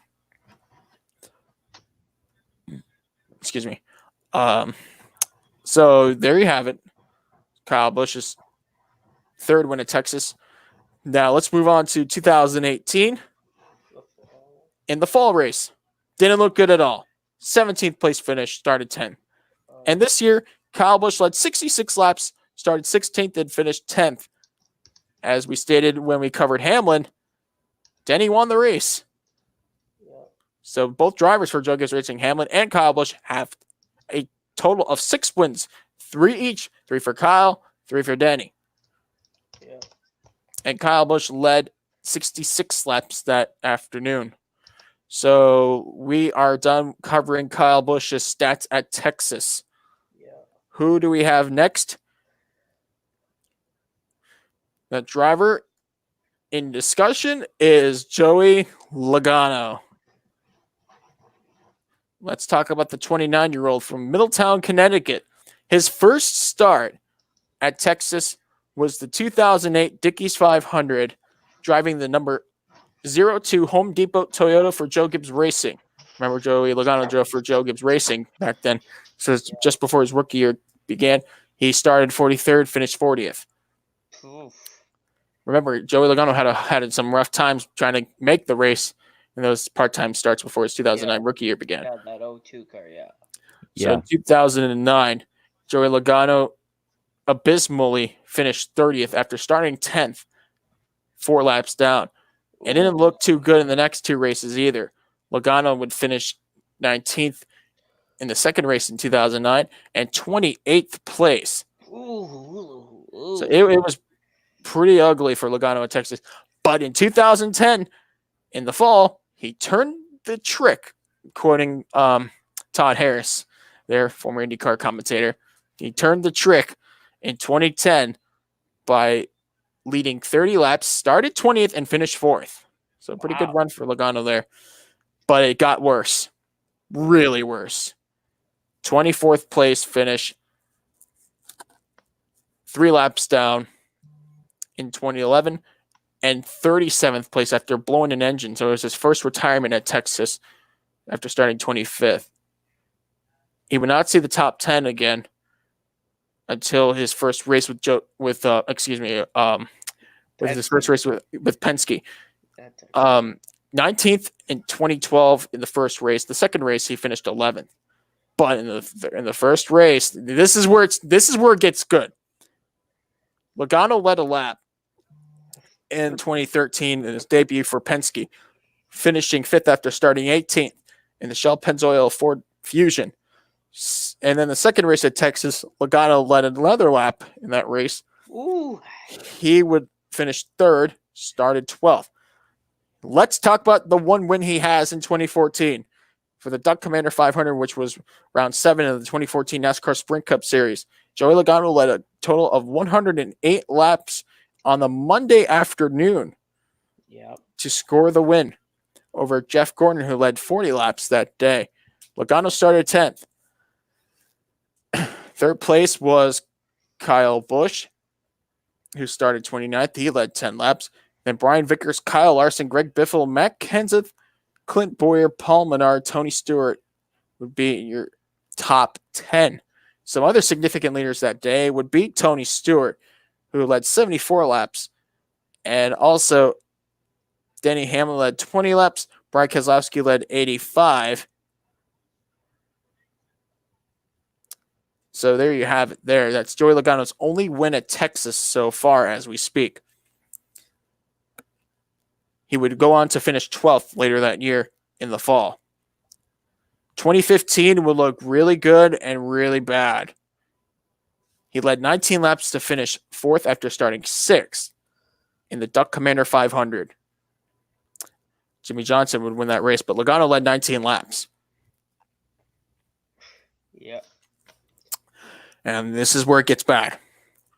2015, the AAA Texas 500, Logano had an early race puncture on lap 11, Ooh. which not only hurt his winning hopes, but really kind of put the nail in the coffin for his title hopes as well. Yeah. Placing the Connecticut native in a must-win situation at Phoenix. And that race was disastrous, to say the least. Yeah. So Jimmy Johnson would lead that race, but Brad Keselowski, who finished second, led 312 laps to finish second. Wow. Johnson led 6 laps. So he came at the right time and just spoiled Brad Keselowski's party. Yep. Not just spoiled the party.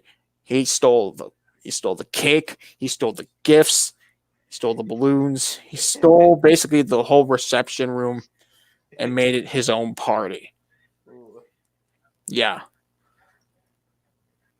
I never seen such a dominating performance get ridden like that. That's crazy. But yeah, as for Logano, he finished 40th of 43 cars. Ooh. Ugly. Now let's move on to 2016. It gets better at Texas because he's going to get a string of top 10 finishes all the way up until 2019. Let's start with 2016. He started second, finished third. He led no laps. Kyle Busch won that race. 2016, in a rain-shortened race, Logano would lead 178 laps, started second, and finished second. As I think Justin died.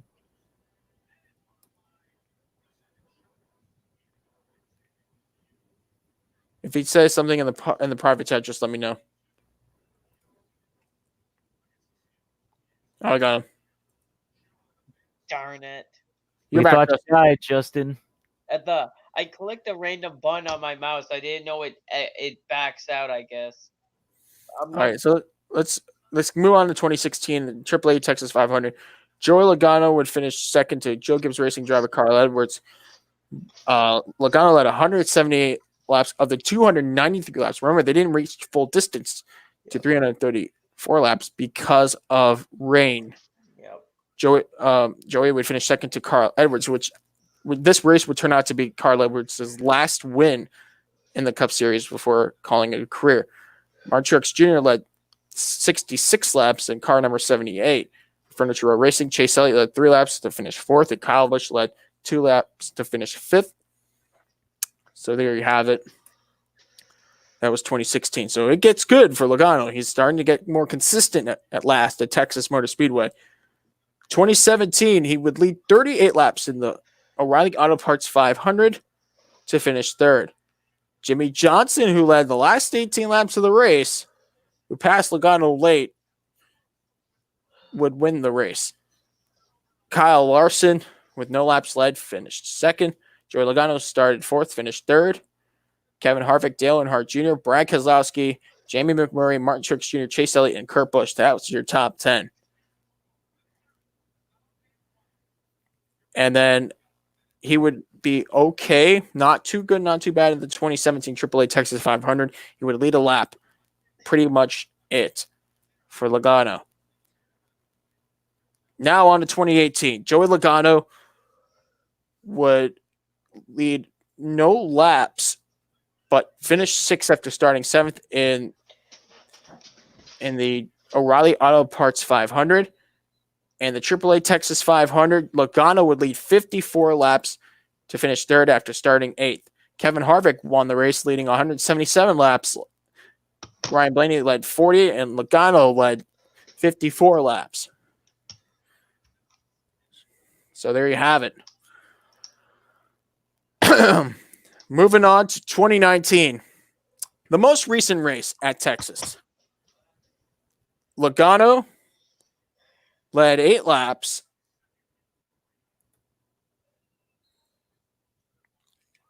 but finished 17th after starting 8th. Denny Hamlin, of course, would go on to win. So there's Joey Logano and his stats at Texas Motor Speedway. We just gave them out for you, and in here we'll get to his loop data statistics at Texas Motor Speedway. And he has an average driver rating of 88.5. In Racing Reference, they put out like your seasonal ratings or your race ratings for like per race. and his average driver rating is 88.5, which could be a little better, but it certainly is better than what we saw in 2010, which was a 56.8 rating, or even a 47.4 rating in 2011. So Joey Logano really stepped it up and found consistency at Texas, and he's pretty good at the mile halves. Usually it's the D-shaped ovals where Logano does better at, not the quad ovals. Yeah.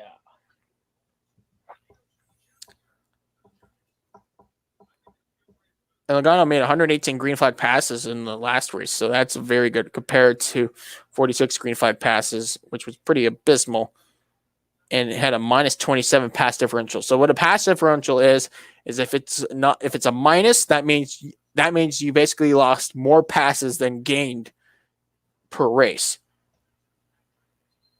In 2009, his pass differential was minus 27. So he basically lost 27 positions more than actually gaining anything in the race.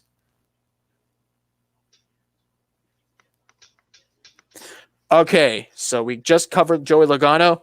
Now let's move on to driver number 5 on the list, and that is Bakersfield, California's Kevin Harvick.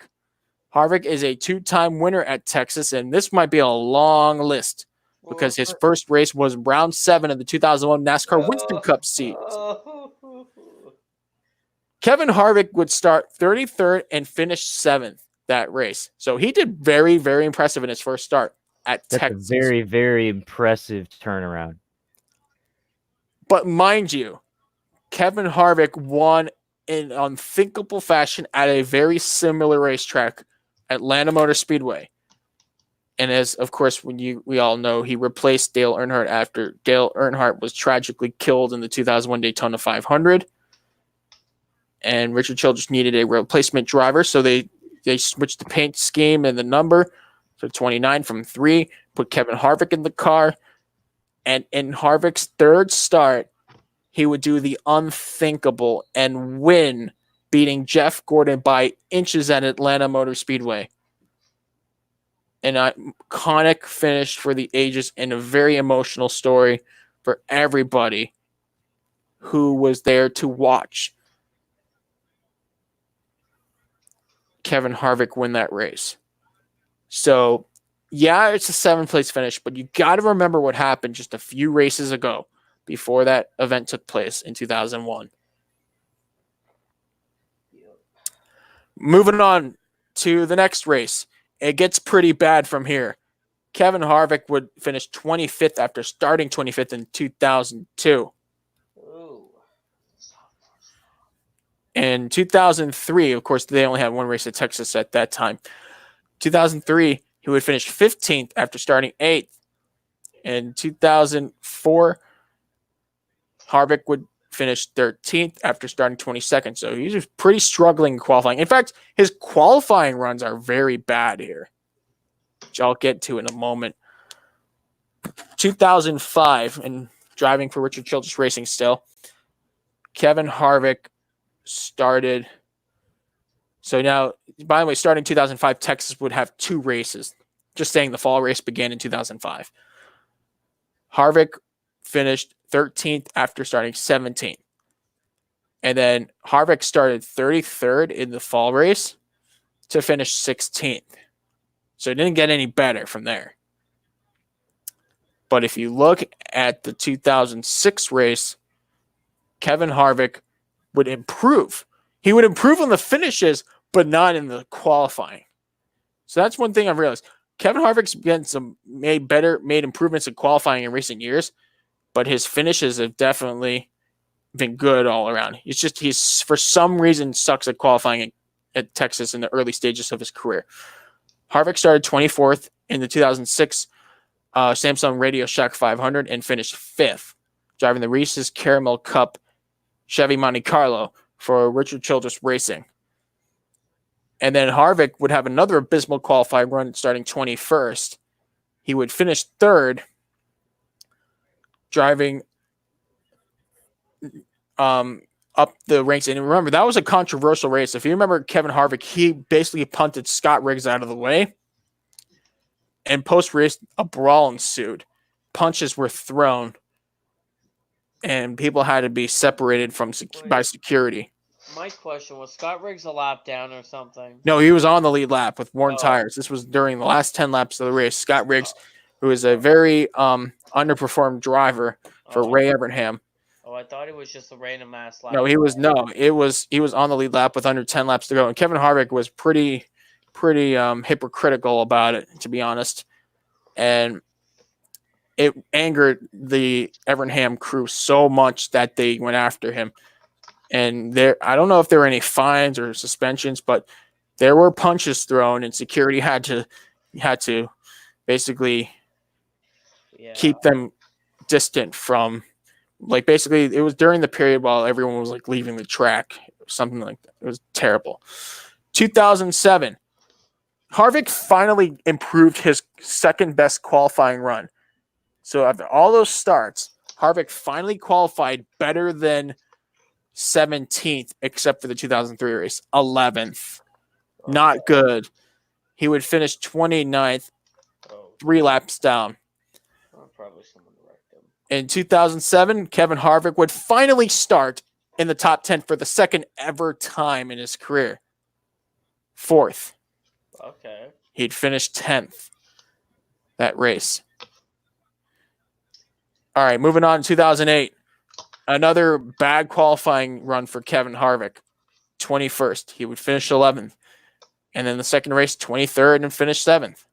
And by the way, his laps led average, he's so far led in 2008. Kevin Harvick has only led a total of 5 laps at this point. It's not good. This is like Harvick's worst track. Not recently. It gets worse. 2009, Kevin Harvick starts 17th, finished 27th. 3 laps down. While in 2009, he'd start 24th and finished 5th. By the way, Kevin Harvick would not see another top 10 qualifying spot from 2009 all the way up until 2014 at Texas. Oh my God. I never knew how bad it was. You know, once you look at stats, they really that's the thing I like about stats. You see things that you've never noticed ever. Don't matter how long you watch NASCAR. Who would remember how bad Kevin Harvick's qualifying runs were at Texas? So basically from 2008 all the way up until 2014, he's qualified in the top 10 0 times. Harvick would finish 5th in that 2009 race, by the way. 2010, started 19th, finished 7th. 2010, started 26th, finished 6th. And finally led a lap. His first lap led at Texas since 2006. 2011, the misery continues for Kevin Harvick's qualifying runs at Texas with a 29th place starting spot. And Harvick would go on to finish 20th. Harvick, of course, led no laps. And in the other race in 2011, Harvick would lead 21 laps. I mean, he would start 21st and finish 13. He led no laps. Led 21 laps. Oh, yeah. No. Harvick and leading laps at Texas at this point of his career do not go hand in hand. 2012, Kevin Harvick started 15th and finished 9th. So just like, I feel like the qualifying runs have definitely hindered his performances at Texas, if anything. Absolutely. We know he's one of the best drivers on the grid. Don't get me wrong. I feel like for some reason Texas ain't part of it when it comes to qualifying. Because in 2012, he would start 15th, finish 9th, and then he'd finish 9th again in 2012 after starting 23rd. 2013, he started 29th and finished 13th. And Harvick's last race with Richard Childress racing at Texas, he'd start 19th and finish 8th. And Harvick's next led lap at Texas would be 2014. Short-lived, however, because Harvick would retire from the race after an engine failure, finishing 42nd, started 3rd. Harvick started 3rd. That's his finally, from 2007, it took him almost 7 years to finally start in the top 10 again. He finished 42nd, but he started 3rd. That was his debut with Stuart Haas Racing. He led a lap, but only completed 28 laps before the engine blew. Oh. So we come back again in 2014, and Harvick finally starts dotting the I's and crossing the T's here.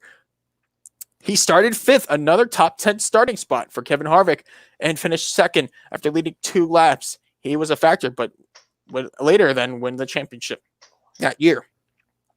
2015, it only got better for Kevin Harvick. He started 2nd, finished 2nd, and led a grand total of 96 laps. Let's get into the 2015 race and focus on that, shall we?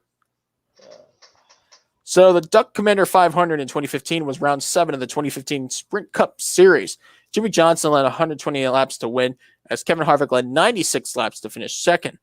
Dale Earnhardt Jr. would finish 3rd. He started 25th, but led no laps. Joey Logano, Brad Keselowski, Jamie McMurray, Jeff Gordon, Casey K. Martin Truex Jr., and Carl Edwards. That was your top 10. So this was a very important race for Kevin Harvick. He finally got to turn things around at Texas Motor Speedway and finally got to lead at Texas for more than just 2 laps. So we go on from that with a 3rd place finish. He started 2nd again, this time in the fall. Harvick led 11 laps. In 2016, Kevin Harvick led 1 lap, but this is Harvick's first non-top 10 starting spot since 2014. He finished 10th though and led a lap. The second race in 2016, Kevin Harvick started 3rd and finished 6th. So he didn't lead a lap. But let's talk about 2017 because things are about to start turning around here in his favor. The O'Reilly Auto Parts 500, Kevin Harvick finished 4th. He led 77 laps while Jimmy Johnson won the race. And his first win at last was the 2017 O'Reilly Auto Parts 500. Remember that race? I mean, not the O'Reilly Parts 500, the AAA Texas 500. Yeah, he did win that race over Martin Truex Jr. in the 78 car. Harvick would lead 38 laps. Yeah. While Truex led 107 laps. Denny Hamlin, Matt Kenseth. So Hamlin led 65 laps. Kenseth led 29. Brad Keselowski, Ryan Blaney, Joey Logano, Chase Elliott, Kurt Busch, and Eric Jones when we were top 10. So Justin, I feel like that was one of those races where everybody had some shot to win. There was no clear dominant driver. Even though Truex led 107 laps, it wasn't like he completely obliterated the field. Yeah. And also, you do realize since that Texas race in 2017 in the spring race, do you want to know Harvick's stats in the last 5 races at Texas? I have them right here. He has 5 races. Like the last 5 races at Texas. 2 wins, 4 top 5s, 5 top 10s, 5 top 20s. Average start of 6.4. Average finish of 3.2. 379 laps. Led. 1 pole. And his lowest finish in those 5 top 10s was 8th. In the last 5 races at Texas. So it's turned around. Like it's a major turnaround for Harvick. This used to be one of his worst tracks. And now it's become one of his best tracks. So that was 2017. Now let's talk about the 2018 race. Kevin Harvick would continue the dominant runs. He started 2nd, finished 2nd, and led a great number of laps at 87. Though Kyle Busch would win the race leading 116 laps, he did have to fight Harvick all race long. And this was another race where a lot of drivers had moments in the lead because Eric Jones led 64 laps and Kurt Busch led 40 laps in the race. So, there you have it. And moving on to 2019, Harvick started 23rd, finished 8th, and didn't lead a lap. So Harvick's, of his 33 starts, his average finish drastically improved. And so did his average start. I think his average start improving is more impressive than his average finish improving. Because there was a span where Kevin Harvick did not qualify, could not even qualify simply in the top 10 from 2007 all the way up until 2014. Yeah. All right. So, yeah, that was a pretty long one from Kevin Harvick. Now we're going to move on to driver number 6, and that is Ryan Blaney. Okay, that is not going to take too much long. No, it's not going to take too much time because his first start was 2015, Yeah, so it's not going to around take. 34, and it did not go too well because he drove for the 21 car, Wood Brothers Racing. In both of those races, he retired from the race with an engine failure. He started 13th and finished 42nd. In 2015, it was only worse. Ryan Blaney crashed out early in the race. After starting 25th, he finished 43rd. Ooh. It wasn't any better either in these next few races, Oh, goodness. but his qualifying runs did improve. 2016, Ryan Blaney started 7th and finished 29th. An abysmal 29th place finish. While in the next race, he had it improved a little bit in the 21 Wood Brothers Ford Fusion. He started 8th and finished 12th, but he would also finish 12th again. But here's the catch. In the 2017 race at Texas, Ryan Blaney would actually lead 148 laps that day. Ooh. He would have to settle for 12th. As you remember, Jimmy Johnson and Joey Logano kind of took over towards the end and never looked back. Logano would lose the lead to Johnson, and Johnson would take the victory. Yeah. So Ryan Blaney definitely turned the dial in 2017. And then his last race with the Wood Brothers team, Ryan Blaney would finish 6th after starting 8th. In 2018, for his first start with Roger Penske, Blaney would start 4th. He would finish 5th, leading no laps. But Blaney would start 1st in the 2018 race in the fall. He started 1st, finished 2nd to Kevin Harvick, and led a good total of 40 laps. Okay. So there you have it. We're going to talk about Ryan Blaney in 2019. He retired from the race, finished 37th, led 45 laps, and started 13th. Like, also I'm looking here. Last 5 races, Ryan Blaney at Texas. He has 0 wins, 2 top 5s, 3 top 10s, 4 top 20s, 233 laps led, 1 pole, average start of 5.6, average finish of 12.4. He has his best finish in those last 5 races at Texas, 2nd place. His lowest finish in the last 5 Texas races is 37th, and he has 1 DNF in the last 5 Texas races. 1 DNF in those 5 races. In the recent 5 races at Texas. All right, let's move on to driver number 7 of 8 here as we go over all the drivers from the playoffs for Texas. This is Kyle Larson now. We're going to move on to Larson. Kyle Larson from California. And his first start was 2013, driving for Harry Scott. He started 36th and finished 23rd, 3 laps down. That was Larson's debut race at Texas in the Cup Series. 2014 would be his debut at Chip Ganassi Racing. He started 14th and finished 5th. So pretty decent run for Kyle Larson there. And it would continue on in 2014 as well. Later that year, because he started 17th and managed to get a 7th place finish. 2015, Kyle Larson finally made his first qualifying run in the top 10 at Texas Motor Speedway with a 9th place starting spot, and then would unfortunately finish 25th. The next race, 2015, was a retirement. He started 5th and left the race 37th, handling problems. 2016 would become a little mediocre for him.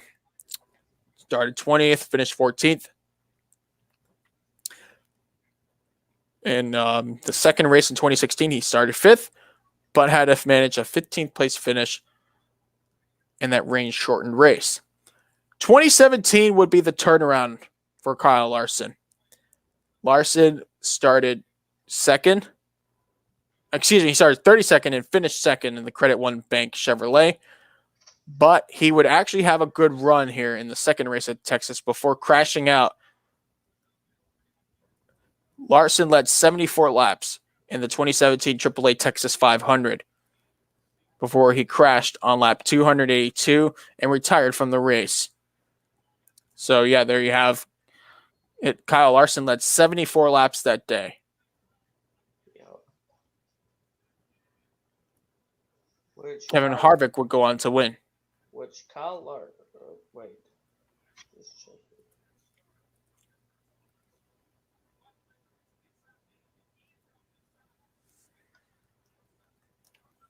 We're running pretty long right now. It's 2 hours. already at over 2 hours. Yeah. It's fine. We're just getting through this playoff drivers, and then we'll be through. That's what we're doing in the round of 8. Can't do that for the round of 16, otherwise we'd be here forever. We need to do that with the round of 12.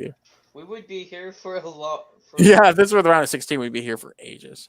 We're gonna be here for like 4 hours. If that was for the round of 16, We're absolutely. gonna be like, yeah, it'll be too long.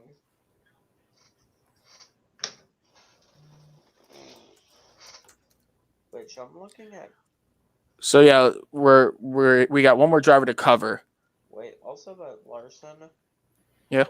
In the last 5 races, his average finish at Texas is.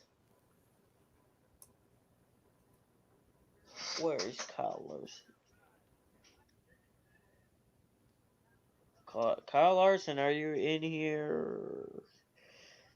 Oh, found it. 23.8 in the last 5 starts. 23.8 average finish. Not good. No. So let's move on to the 8th and final driver for the Cup Series predictions here, or for the Cup Series playoffs. In-depth look. It's Chase Elliott.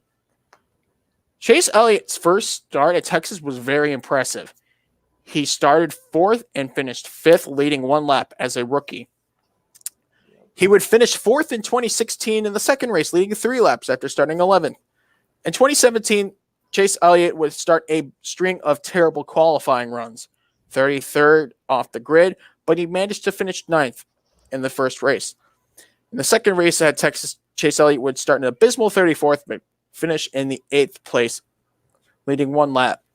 2018, the abysmal qualifying run diminished a little bit, but still 20th place is not a friendly place to start. He led 4 laps, but had to manage 11th.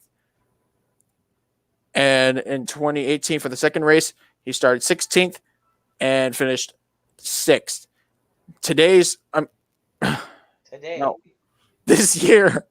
This year's Texas race in round 7 for the O'Reilly Auto Parts 500, Chase Elliott would lead 35 laps. He started in 3rd and finished 13th. So things kind of stepped up a little for Chase Elliott. But I don't know. His last races haven't been too good, but his first 5 races are way better. Just saying. Yeah. So we finally got through all the drivers. Which driver that I've listed about their Texas stats impressed you the most, or raised your eyebrows the most? For me, it's actually Kevin Harvick, because Kevin Harvick, he's been really good recently at Texas. Like, in the last 5 races, average finish at 3.2. Average start 6.4. His worst finish in the last 5 races is 8th place at Texas. Like, how can your worst finish be 8th place? Usually you think, oh, like 15th or 22nd or 19th, something like that. But no, 8th is his worst finish. He's led 379 laps. He has 2 wins, 4 top 5s, 5 top 10s, 5 top 20s, 379 laps led. his average rating at Texas in the last 5 races 123.7. That's how. So yeah, Kevin Harvick, he's really impressing me the last 5 I races. think the biggest impressive thing I realized is Kevin Harvick. He's ran so many races at Texas. He's ran 33 of them, but his qualifying runs from 2007 to 2014 couldn't be any poorer, especially for a driver who was racing in his prime. I don't think Kevin Harvick ever left his prime year since the start of his career back in 2001 to where we are at today. Kevin Harvick never had such an abysmal record of qualifying finishes, qualifying performances like the ones we've seen at Texas, but he managed to turn the dial and make the track, his own punching bag. And really, I think out of anger, probably he changed it all up. Kevin Harvick he's really, I think if anybody could possibly surprise me or anyone else, I think Martin Truex Jr. is another good example. But this will be tough. I mean, I don't know, really. This will be a very tight race going this Sunday. Yeah. It will, definitely. So we're now going to talk about our predictions at last. We Yeah. covered all the playoff drivers at Texas. Let's start off with our Cup Series predictions, and then we'll get into our Xfinity predictions and F1. Let's start with the NASCAR Cup Series for the AAA Texas 500. Justin, I'll start with you. Okay, my pick. He's won 2 out of the last 5 Texas races. He has the best average finish in 5 races with 3.2. Kevin Harvick is gonna win at Texas 3 in a row in the fall race, and he'll punch his ticket to the championship 4. I agree. I think Kevin Harvick is going to win. And for me, my pick will be number 19, Martin Truex Jr. He's not won at Texas yet. He's sure had some really dominant runs that were close and short-lived. I think number 19 will be number 1 for the second week in a row. All right, time for Xfinity. We'll talk about our Xfinity Series picks. Whoa, wait. I have to pick them. I have to do my research. I don't think we're going to go one by one on each driver's No. first. I just want to see, like, who has a good average finish recently at Texas. I'm looking it up too. Why not? So I get a clear picture of what we have here. This is the round of 8. So race 2 of 3. Race 1 was at Kansas. Yeah. 2 weeks ago.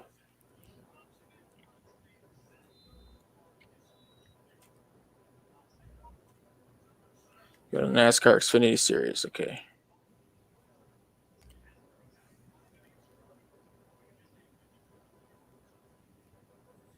So here's just a brief rundown. Kyle Busch has the most wins in Texas, with Kevin Harvick, who has 5. Eric Jones and Mark Martin have 3. Carl Edwards, Matt Kenseth, and Brad Keselowski have 2 wins with the Xfinity Series race at Texas. RCR, Joe Gibbs Racing has the most team wins in the fall, with 4. Roush and Penske have 2 wins each in the fall race at Texas. Chevy and Ford are tied with the most wins for a manufacturer with 5. Toyota has 4.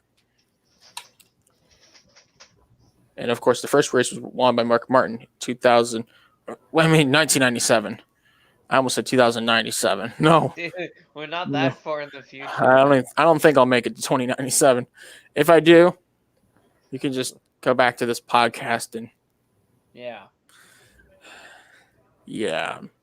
I'm almost 21. I'll be 21 in less than 2 weeks. Why did I close out my phone? I have to do my research. All right, would you like to talk about an Xfinity driver that has caught your eye? This guy, he's ran 2 races at Texas. The fall race in 2018 and this year's spring race. He has one top five, one top 10, two top 20s, but his average finish is 7.5. But his average start's 18. But he has a teammate which is doing really good, which his teammate is Cole Custer. But Cole Custer. But his teammate, I think Chase Briscoe's gonna win at Texas. Really, that's interesting Yep. because we saw Cole Custer win last year. And also remember, Chase Briscoe was really doing good at Kansas until the incident with Garrett Smithley and Christopher Bell. But Right. So he has unfinished business, especially if you dominate like you do and just have it thrown away like that. Yeah. So moving on. I didn't make my pick yet. Oh, yeah. Go ahead. So my pick has done 3 races, 3 Xfinity races at Texas, with 1 top 5, 2 top 10s, and an average finish of 7.7. Ooh. My driver is Austin Cindric. Oh.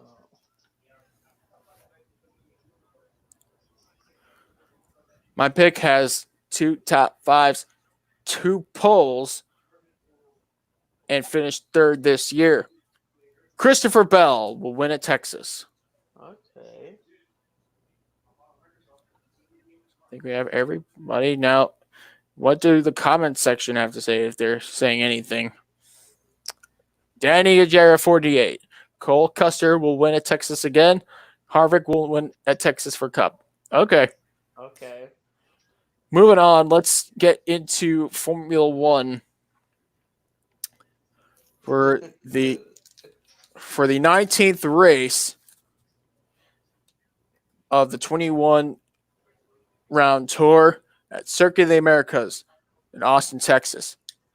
What do you guys have to say about a track like COTA? So I think this is possibly the definitely one of the better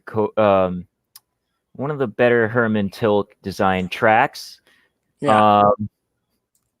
I think most people would agree there. And it really can at times provide some pretty decent racing. But it has a lot of the same features that most Tilke design tracks have. But I will say that the those S's are really fun and they're fun to watch. Absolutely. Those S's in the first parts of the track, you really got to get you got to get that suspension set up properly. And then, of course, once you go from there, you head into the kink where you basically go flat out all the way to a heavy braking, sharp left-hand corner, and then the DRS zone.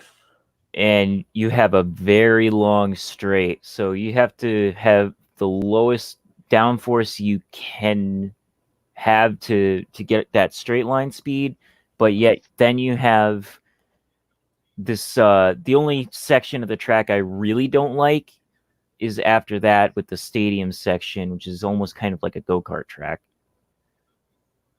Yeah, I see what you mean. It's just like S is a long set of corners. There is a total of 20 turns at this track, and they'll be racing in front of a crowd of 120,000 spectators. Well, a lot of racing going on in Texas. Of course, we have NASCAR in Texas and F1 in Austin, Texas. Yep. Fort Worth in Texas for NASCAR. That is for the U.S. Grand Prix at Circuit of the Americas. The first race took place in 2010 at COTA. But if we look at the other races that took place in the U.S. Grand Prix, many people do say there are other great circuits they can run an F1 race at. The first race under the World Championship was, of course, Sebring back in 1959, which was won by Bruce McLaren. And then the race was moved to Riverside, California, which is no longer a track. It's the mall now. In 1960, won by Sterling Mall. Nines Ireland won the first race in a Lotus Climax at Watkins Glen. And they would run at the Glen all the way up until 1980 when Alan Jones won the Williams. And then after they went on hiatus from 1981 to 1988, they moved to the streets of Phoenix in Arizona, where Prost won in 89 and Senna won in 1990 and 1991. Then from 1992 all the way up until 2000, they did not run another U.S. Grand Prix. Then they moved to the Indianapolis Road Course at IMS, which Michael Schumacher won, and they would win 4 straight after 2003 to 2006. And unfortunately, during that span, we have to talk about the 2005 U.S. Grand Prix. Oh, God. That race. That was one of the darkest days of modern motorsport. Not as far as tragedy or anything like that, but as far as the entertainment portion of it. And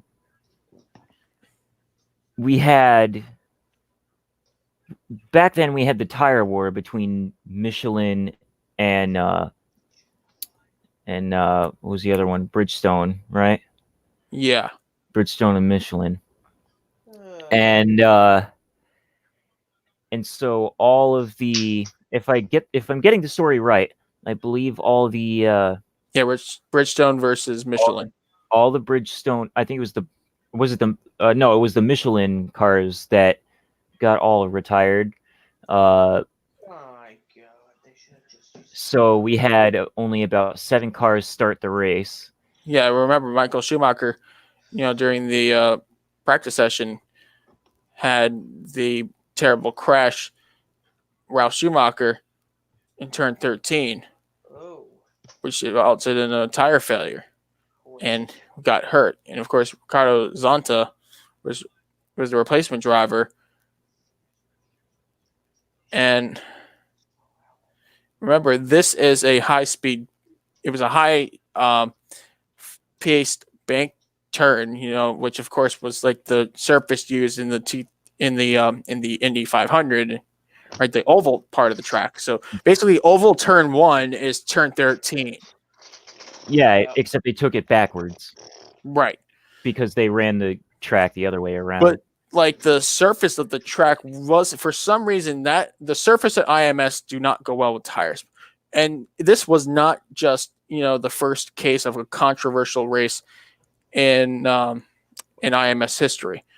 Because if you look at the 2008 NASCAR Brickyard 400, we had tire failures here and there. NASCAR kept throwing the competition caution flag, basically a caution to evaluate the track. Well, they should have. And they did it every 10 laps, every 5 to 10 laps, there'd be a competition caution or a tire that would just randomly blow out like someone putting a needle in a balloon badly and that suddenly. Well, for some reason in that 2008 Brickyard race, for some reason I think that they didn't bring, usually Goodyear would bring a hard compound. I think they brought a soft compound. Yeah, Goodyear is somewhat at fault for this, but it does show that Indianapolis is still the location for trouble and controversy in one of their races. So there you have that. And just another race to forget, for NASCAR. So back to Formula One, the 2005 Indy race in the U.S. Grand Prix was a disaster, and 6 cars started the race as drivers would basically block out the race, and fans were very angry.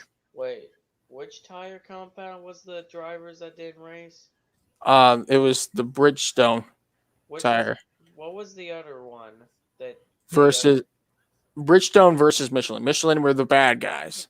The Wow. bad tires were Michelin. Remember, there was a tire war then, so they didn't use just one tire brand. They used two. They should have used Pirelli back then. Maybe Pirelli. Well, they didn't use Pirelli yet. This was They- still in the era of tire wars. Oh, they should. Which tire brand would do the better? And you know what? NASCAR had their last tire wars, if you remember, was in 1994 when Goodyear and Hoosier went at each other, and it was pretty dark at some points. Arca used to use Hoosiers. Now Arca just uses and K&N, all the lower NASCAR series, and Arca uses General tires. Right, but back into what I was saying, like, Yeah. you know, Yeah. this was just the tires were not ideal, and the drivers wanted a chicane. They didn't have the chicane. Bernie Ecclestone kind of shunned the deal, and guess what? There were 6 cars that started the race. Michael Schumacher won.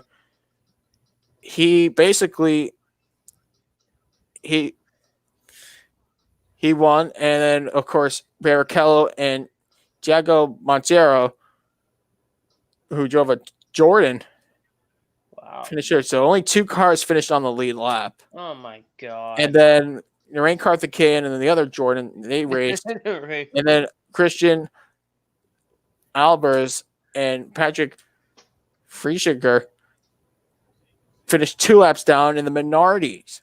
So basically, that race was disastrous. The fans were pissed off. They were booing and heckling, fans throwing things, just a nightmare of a race. Ooh. But, it's in the history books, and we have to talk about it, because it is part of history of racing, and we can learn from it. So that was the 2005 U.S. Grand Prix, and they would only run 2 more races there at IMS before leaving after 2007.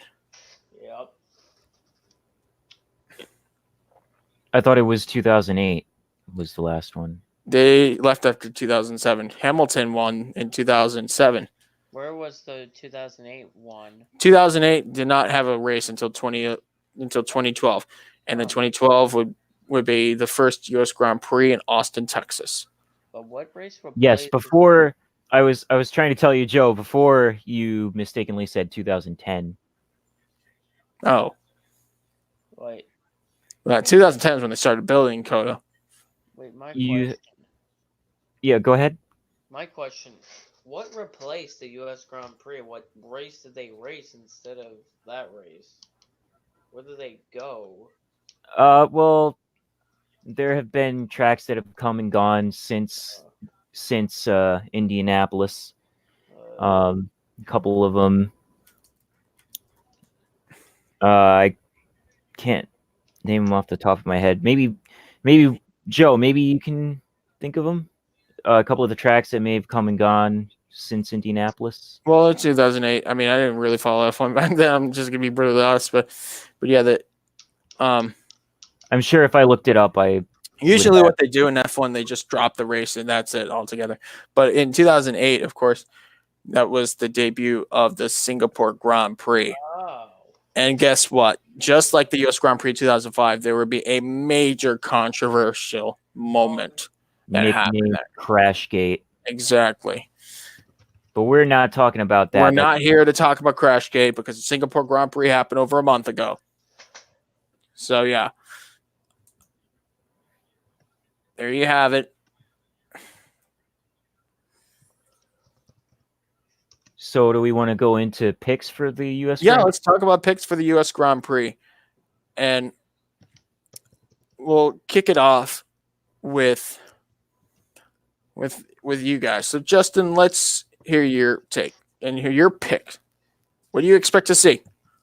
I expect to see good racing, maybe some. I know there's going to be some overtaking. Williams will probably start in the back, like always, because there's no guarantee that Williams is going to be fast. Because, it's Williams. My pick, he currently is the points leader, 74 points. I think that Lewis Hamilton will get win number 11 of the season, his 84th career win, and he'll clinch the championship by winning the U.S. Grand Prix. I think that it's Sebastian Vettel's turn to win. I think last year we saw Kimi Räikkönen make a statement to win when people basically undermined the the flying fin, and the Iceman prevailed. But this year, I don't see it coming because it's unrealistic. The Alphas do not have the speed. And Kimi can't really win the race with the Alphas, but I'm going to go with Lewis Hamilton because he won 6 times, and in Coda, Lewis Hamilton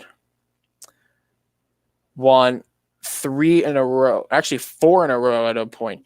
From 2012, he won the inaugural race for McLaren, yet he won 4 in a row from 2014 to 2017 for Mercedes. And of course, adding to the race at Indy that Lewis Hamilton won, that 6 U.S. Grand Prix. Number 7 will happen, and yes, Lewis will clinch the championship at last this weekend. Okay. So now, since we just got finished with F1, do we want to move to MotoGP? Sure, go ahead, Blake. Take it away. So, this weekend was the Australian Motorcycle Grand Prix. Our winner was Marc Marquez on his 93 Repsol Honda. Second was Cal Crutchlow on the 35 LCR Honda Castrol.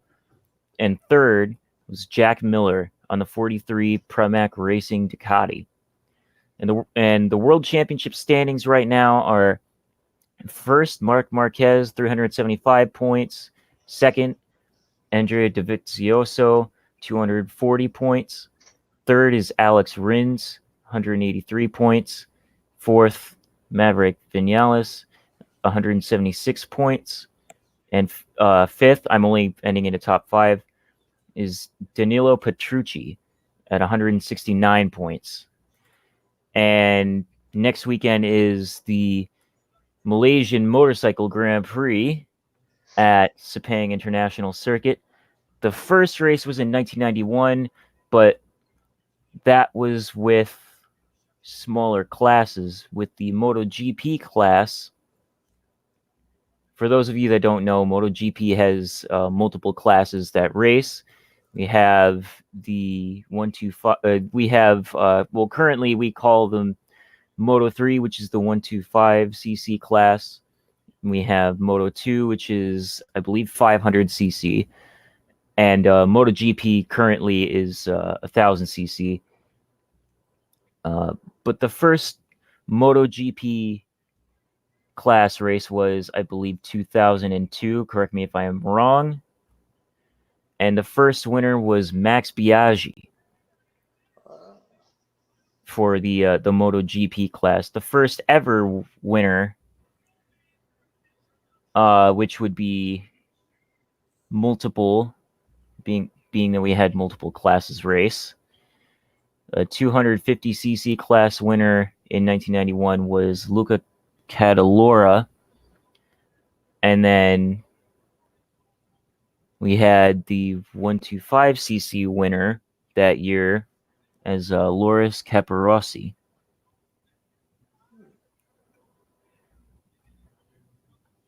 Let me. Oh, okay. So that's it. That was it for the 1991. The most wins, and this is counting all class wins, would be Valentino Rossi with 7 for the rider. Most wins for a manufacturer is Honda with 30 wins, counting all classes. All right. So, do we want to do picks for the Malaysian Grand Prix? Sure, I'm going to go with Marc Marquez. Yeah, Marc Marquez. I'm thinking I will go with.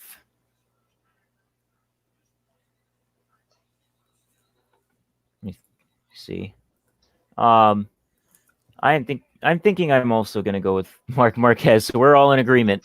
Yeah, we're in the Marquez train. Let's see when that ends. We only got 2 races to go. It might not.